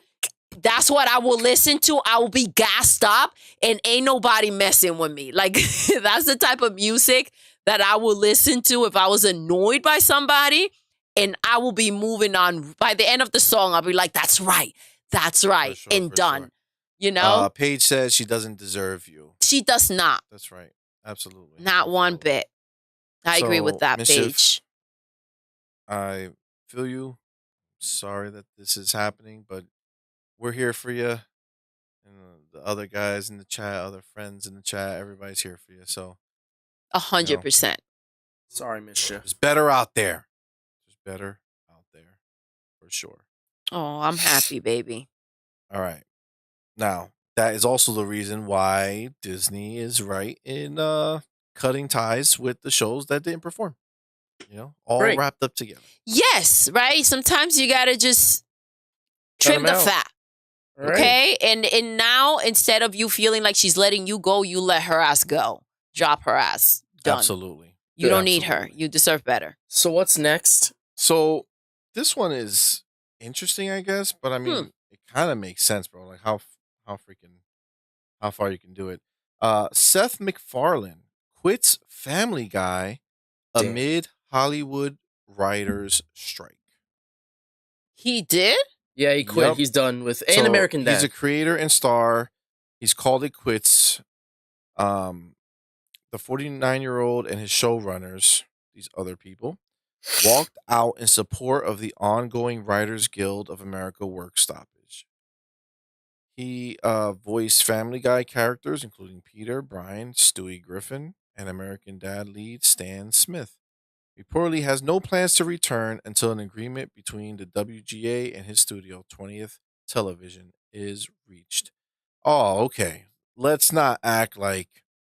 Okay, they try to make it seem like it was some, good reason that he did it. He only did it because he wants to get a better deal on the show. Well, no, writers. Yeah, he said reportedly has no plans to return until an agreement between WGA and his studio, 20th Television, is reached. Yo. So he's walking out saying, I quit until you give me the money. He's just striking like the freaking writers are doing, except that when they give him that check so that he can come back, those writers are in a much lower chance of getting that money they feel they deserve. Don't you think? When they cut him that check that he wants, how are they going to continue the show without him? Exactly. I mean, even though Family Guy is kind of like whatever, his voice work is insane. He voices over 20 characters in Family Guy alone, and they all sound very different. So that's pretty wild. So he's not like, we'll just get someone. It's like thinking about Rick and Morty without Justin Roiland. It's wild. Like, it's crazy how you could think that someone who voices so much can possibly be replaced. And it's that, maybe someone can do it, obviously, but it would take a very long time. So I think that they're going to want to get Seth MacFarlane back right away. I mean, but that's what they do, right? Like, there's some people who want to use their power to, get more, right? And he's seeing the scenario, and he knows that it'll be hard to replace him. So he's doing this strike to be with everybody else, and then go ahead and reap the benefits when they come back looking for more money. I mean, that's just is what it is. But yeah, that's, so it was kind of a, this was what is those things called when you, a fake headline? Yeah, like a clickbait type of situation. This was clickbait as fuck. He didn't quit shit. He's just trying to get more money. He'll be right back as soon as he gets that money. Exactly. And again, it's just going to take away from everybody else who should maybe get a little bit more. Shintaro, I got those pictures of why am I blanking out? Koro? Of Koro. Koro Sensei. He's freaking adorable. Now, the funny thing is that we're talking about this strike, right? Yeah. Meanwhile, Hulu is out here announcing that they're going to continue premiere the revival of Futurama. If you don't know what Futurama is, it's the show. It's created by Matt Groening, who created The Simpsons. It lasted for 10 seasons. It was met with critical and audience acclaim, and the show ended pretty abruptly, and people were very shocked because it was so successful and people really liked it, and people were very confused, especially when The Simpsons is out here making 30 seasons a pop, even though the show is not nearly as acclaimed as it once was. So the fact that Futurama's continuing makes a lot of sense. Well, this is especially under new management. I don't know why there would be any confusion. Disney owns them now. This would be that Alexander Hamilton moment. No, not Alexander Hamilton. I don't know why I said him. Will Smith. It's keep my Simpsons out of your mouth. You know what I'm saying? You can't act like there's any comparison between Simpsons and Futurama. I don't know one character from Futurama. where no one holds a candle to Homer, Bart, Lisa, Marge. Like, you know these characters, right? Like, don't compare, right? There's not even a comparison. Mischief. Oh, yes, yes, please. I was just typing it. Absolutely. We would love to see the picture of your pup. Yes. So yeah, not to say Futurama's bad. I'm just saying you don't need to bring up Simpsons in the conversation. That's the thing. Well, it should have just been. You gotta admit, Simpsons is very funny, but I've seen some of the newer episodes when we put it on Disney Plus, and whenever you skip ahead, you can tell it's not as funny. Okay, but it doesn't matter. Like, to say that doesn't matter. They're still it's like saying going. SpongeBob is not funny SpongeBob is anymore. not nearly as not even good anymore. To the people who are growing older. You know, when you're like a super fan of something, and even if it's not as good, you still Yellowstone, not as good the last season. We were super hyped for it. We still watched it. We don't want it to end. Right? I was born when like season 5 or 6 was like running a SpongeBob. Now I'm older. I go back those same 4 to 5, 6, 7, that little area. I remember a lot of the episodes, but I'm like, wow, this is not that great. Well, you said it. Now that I'm older, that's because things hit differently. No, but when I look at the first 3 seasons, which I also remember it in the exact same way, a lot of them are very funny still and hold up. Okay, but life doesn't last forever the same way, bro. Sometimes shit holds up, sometimes it doesn't. Sometimes you had to be there. You know what I'm saying? Like, that's just the way it is. Just like all the video games that made me a gamer, that made me love games, are, for the most part, games that I would never touch again. It's stupid to even care about or to discuss. Of course, the shit's old. So I mean, some people will go back and like it, but don't worry about that. Listen, they reboot so much stuff, there was just like a thing in like a week ago or two that SpongeBob hit its lowest viewing ratings records. How they've been plummeting in ratings. Okay, like but again, shit doesn't last forever, and maybe that means it's time to end it, or maybe it plummeted from 10 million people watching it to 8 million people watching. Like, who the fuck knows? You know what I'm saying? You know who does know? Huh? The people who keep paying the money to make a new one. Yep. If it didn't make sense, they wouldn't spend the money to do it. 100%. Just like Disney running around cutting deals to drop shows and delete them from history. They're doing what they got to do, right? By the way, Blessing, I'm totally obsessed. They're so cute. I mean, think about like this kind of. Like, you zoomed in. Let me see. Shit, yes. the gameplay I did. Think about it like this. Oh, like, obviously, right? the biggest show, technically right now, the most successful show right now on air is CoComelon. But do you think CoComelon is some sort of masterpiece because it has countless episodes? You know what? It's pumping out money, and it's a masterpiece to the millions of people who watch it. It's not people like, oh my god, I'm so engrossed in what JJ's gonna do this morning. It's a children. Okay, They're and children's love it. Well, let me ask you a songs. question, Madman. Why do you feel so entitled to believe that only what you like would be determining the popularity or the value that a show has? Meanwhile, you're saying that let me ask you a question, CoComelon. Factually good. CoComelon is trash. Crazy Taco said, wait, real quick. It's not even good. My Robin is being talked about. My Robin is freaking adorable. All right? So, the CoComelon is not the only kids show that's so around. Cute. Obviously. There's plenty. There's hundreds of thousands of kid I feel like shows most on of the YouTube. kid shows nowadays feel mindless. Slow down. Let's keep your thought process going, G. So CoComelon, okay, is the most popular shit out there, right? Uh-huh. Those kids don't have to watch CoComelon. They could watch a different kid show, but they choose CoComelon, which makes it the best. Just because it's not for you, because I'm assuming that you don't need to watch things that are teaching you your ABCs and teaching you how to express your feelings, okay? Those kids do. So yes, it is amazing. CoComelon to be a YouTube show that somebody just made, competing against Disney and all these other people, and to grow in that popularity, yes, stop being a hater. Well, you're not telling me CoComelon's better than Toy Story or some shit amazing. Because it gets a little more money, right? What? CoComelon makes so much money, it's stupid. But it's not competing against Toy Story. What the hell are you talking about? Worse than CoComelon? Are you saying that it's better than Frozen? Frozen? But why are you trying to compare things that don't have anything to do with it? It's like saying, I don't know how this golfer could try to go be a basketball player. They're two two fucking different things. Crazy Taco says, bro, I can't wait for the Peppa Pig anime. Yo, guess what? When a billion people watch that over Jujutsu Kaisen and Spy Family and all these other ones, Cocomelon's better than Jujutsu Kaisen because Cocomelon gets more viewership? Yo, Jujutsu Zero is the best movie ever made. By the way, if they make a freaking Peppa Pig anime, guess what? We're going to check it out because Peppa Pig is on point, all right? But, dude, it's like, I can appreciate that, I guess, as a young person, you could only see what's so far in front of you.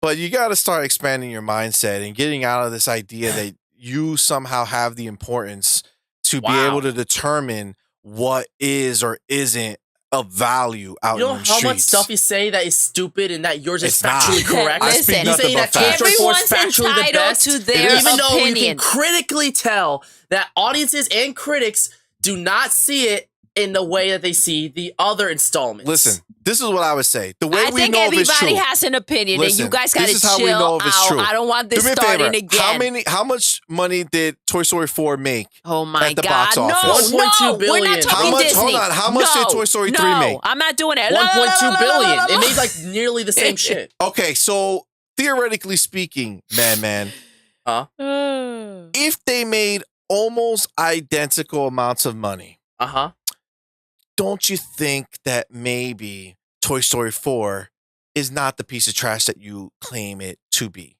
It's not the worst thing in the world, but what I'm saying is that obviously there's people like me who was going in expecting like, they got hit out the park. It's probably gonna be even better than the third one, which set such a high bar.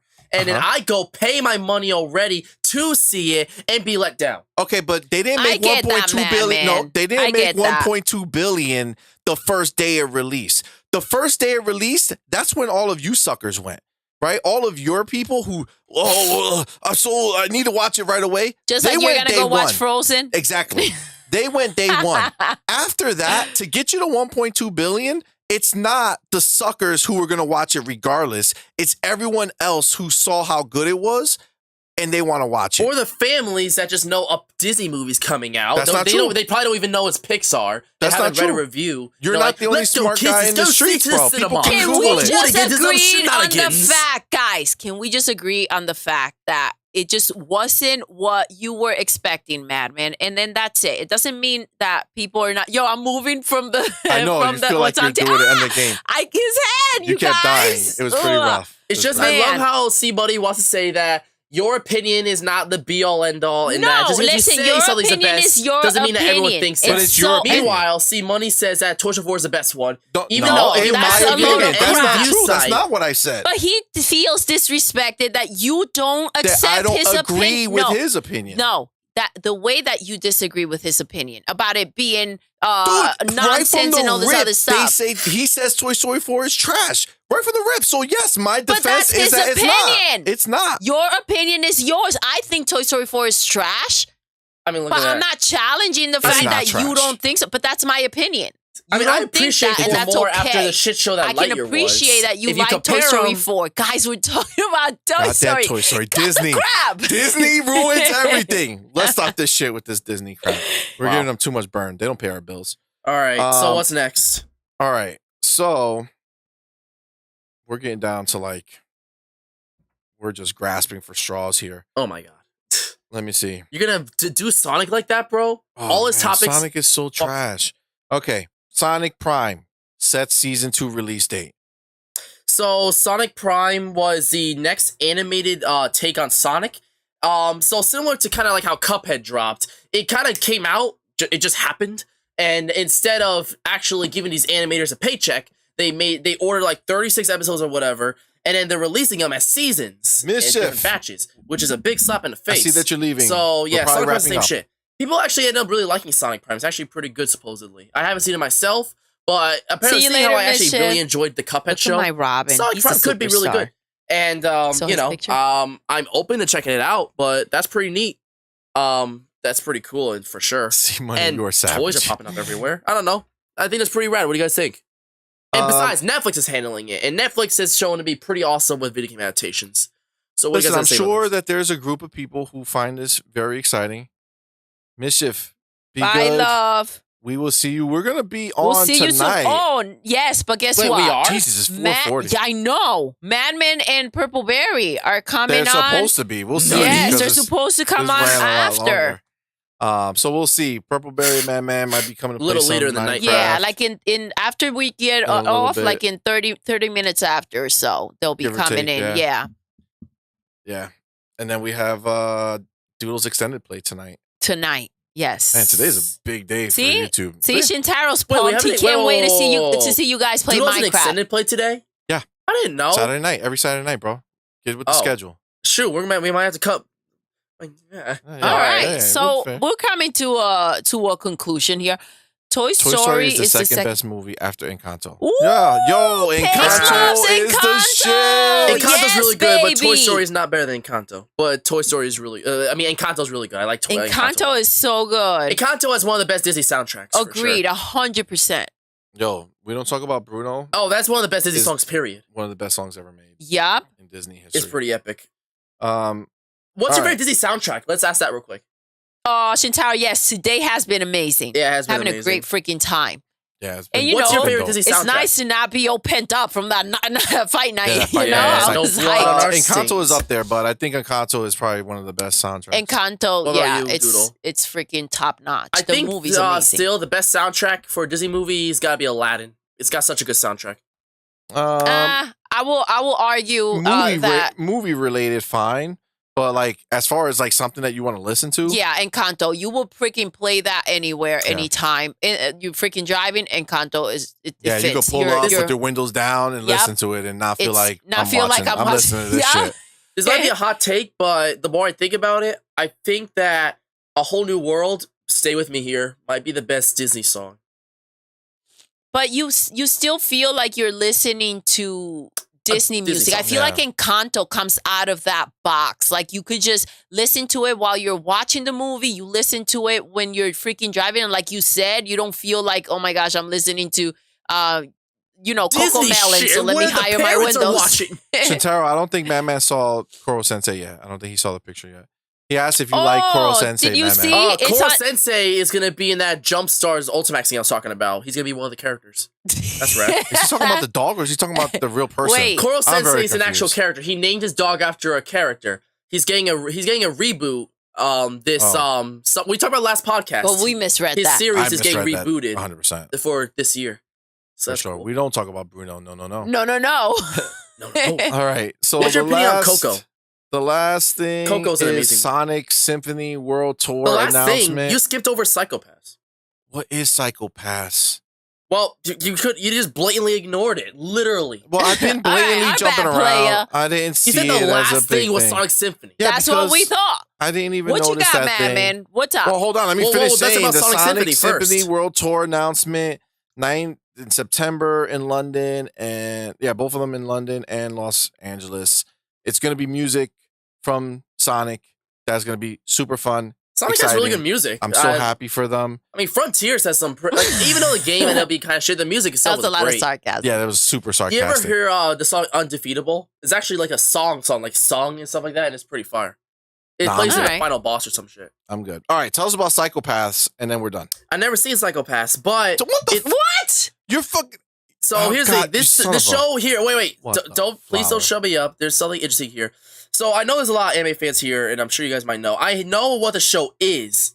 I feel like so every year, like the show started in like 2014 or 15, maybe even 13, and the show was very popular right away. The first season did super well, super successful. People were talking about it like crazy and stuff like that, and it did really well. It wasn't as successful as say Attack on Titan, which released the same year and blew up, but it was still did very well.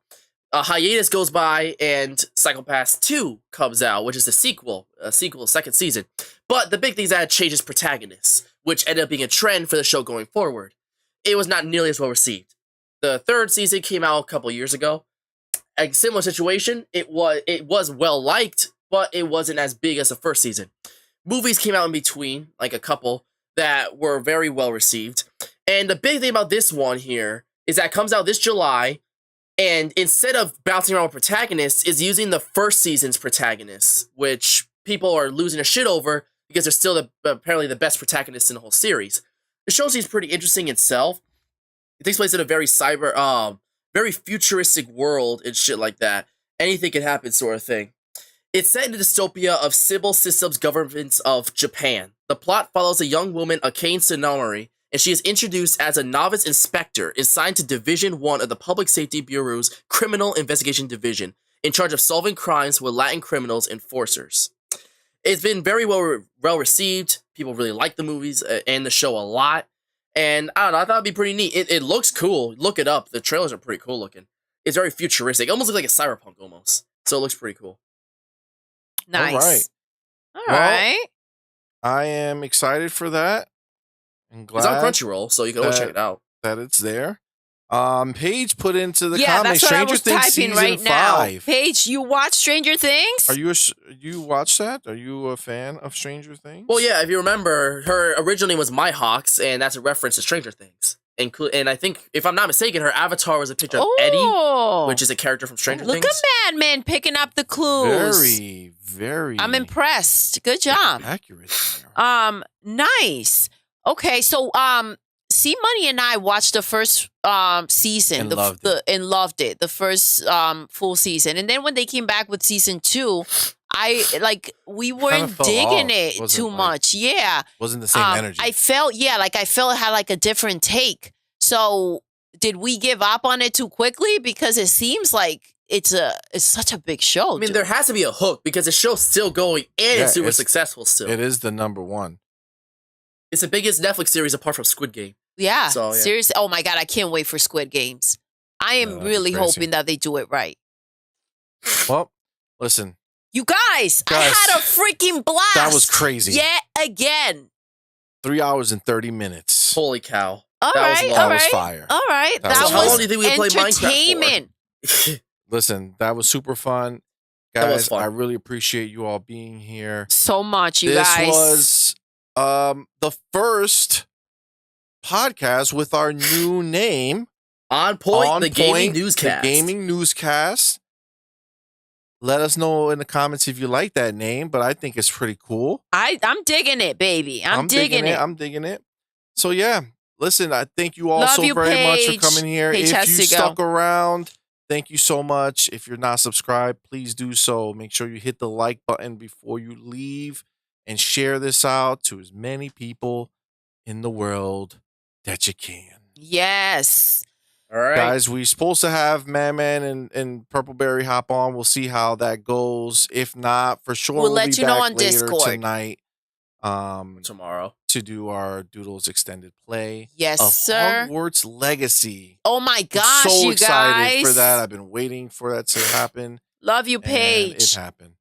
So, guys, thank you so very love you guys. much. See you guys. And with that, Doodle. Until next time. You're intruding. Wait, you're intruding? This is a podcast. You're intruding.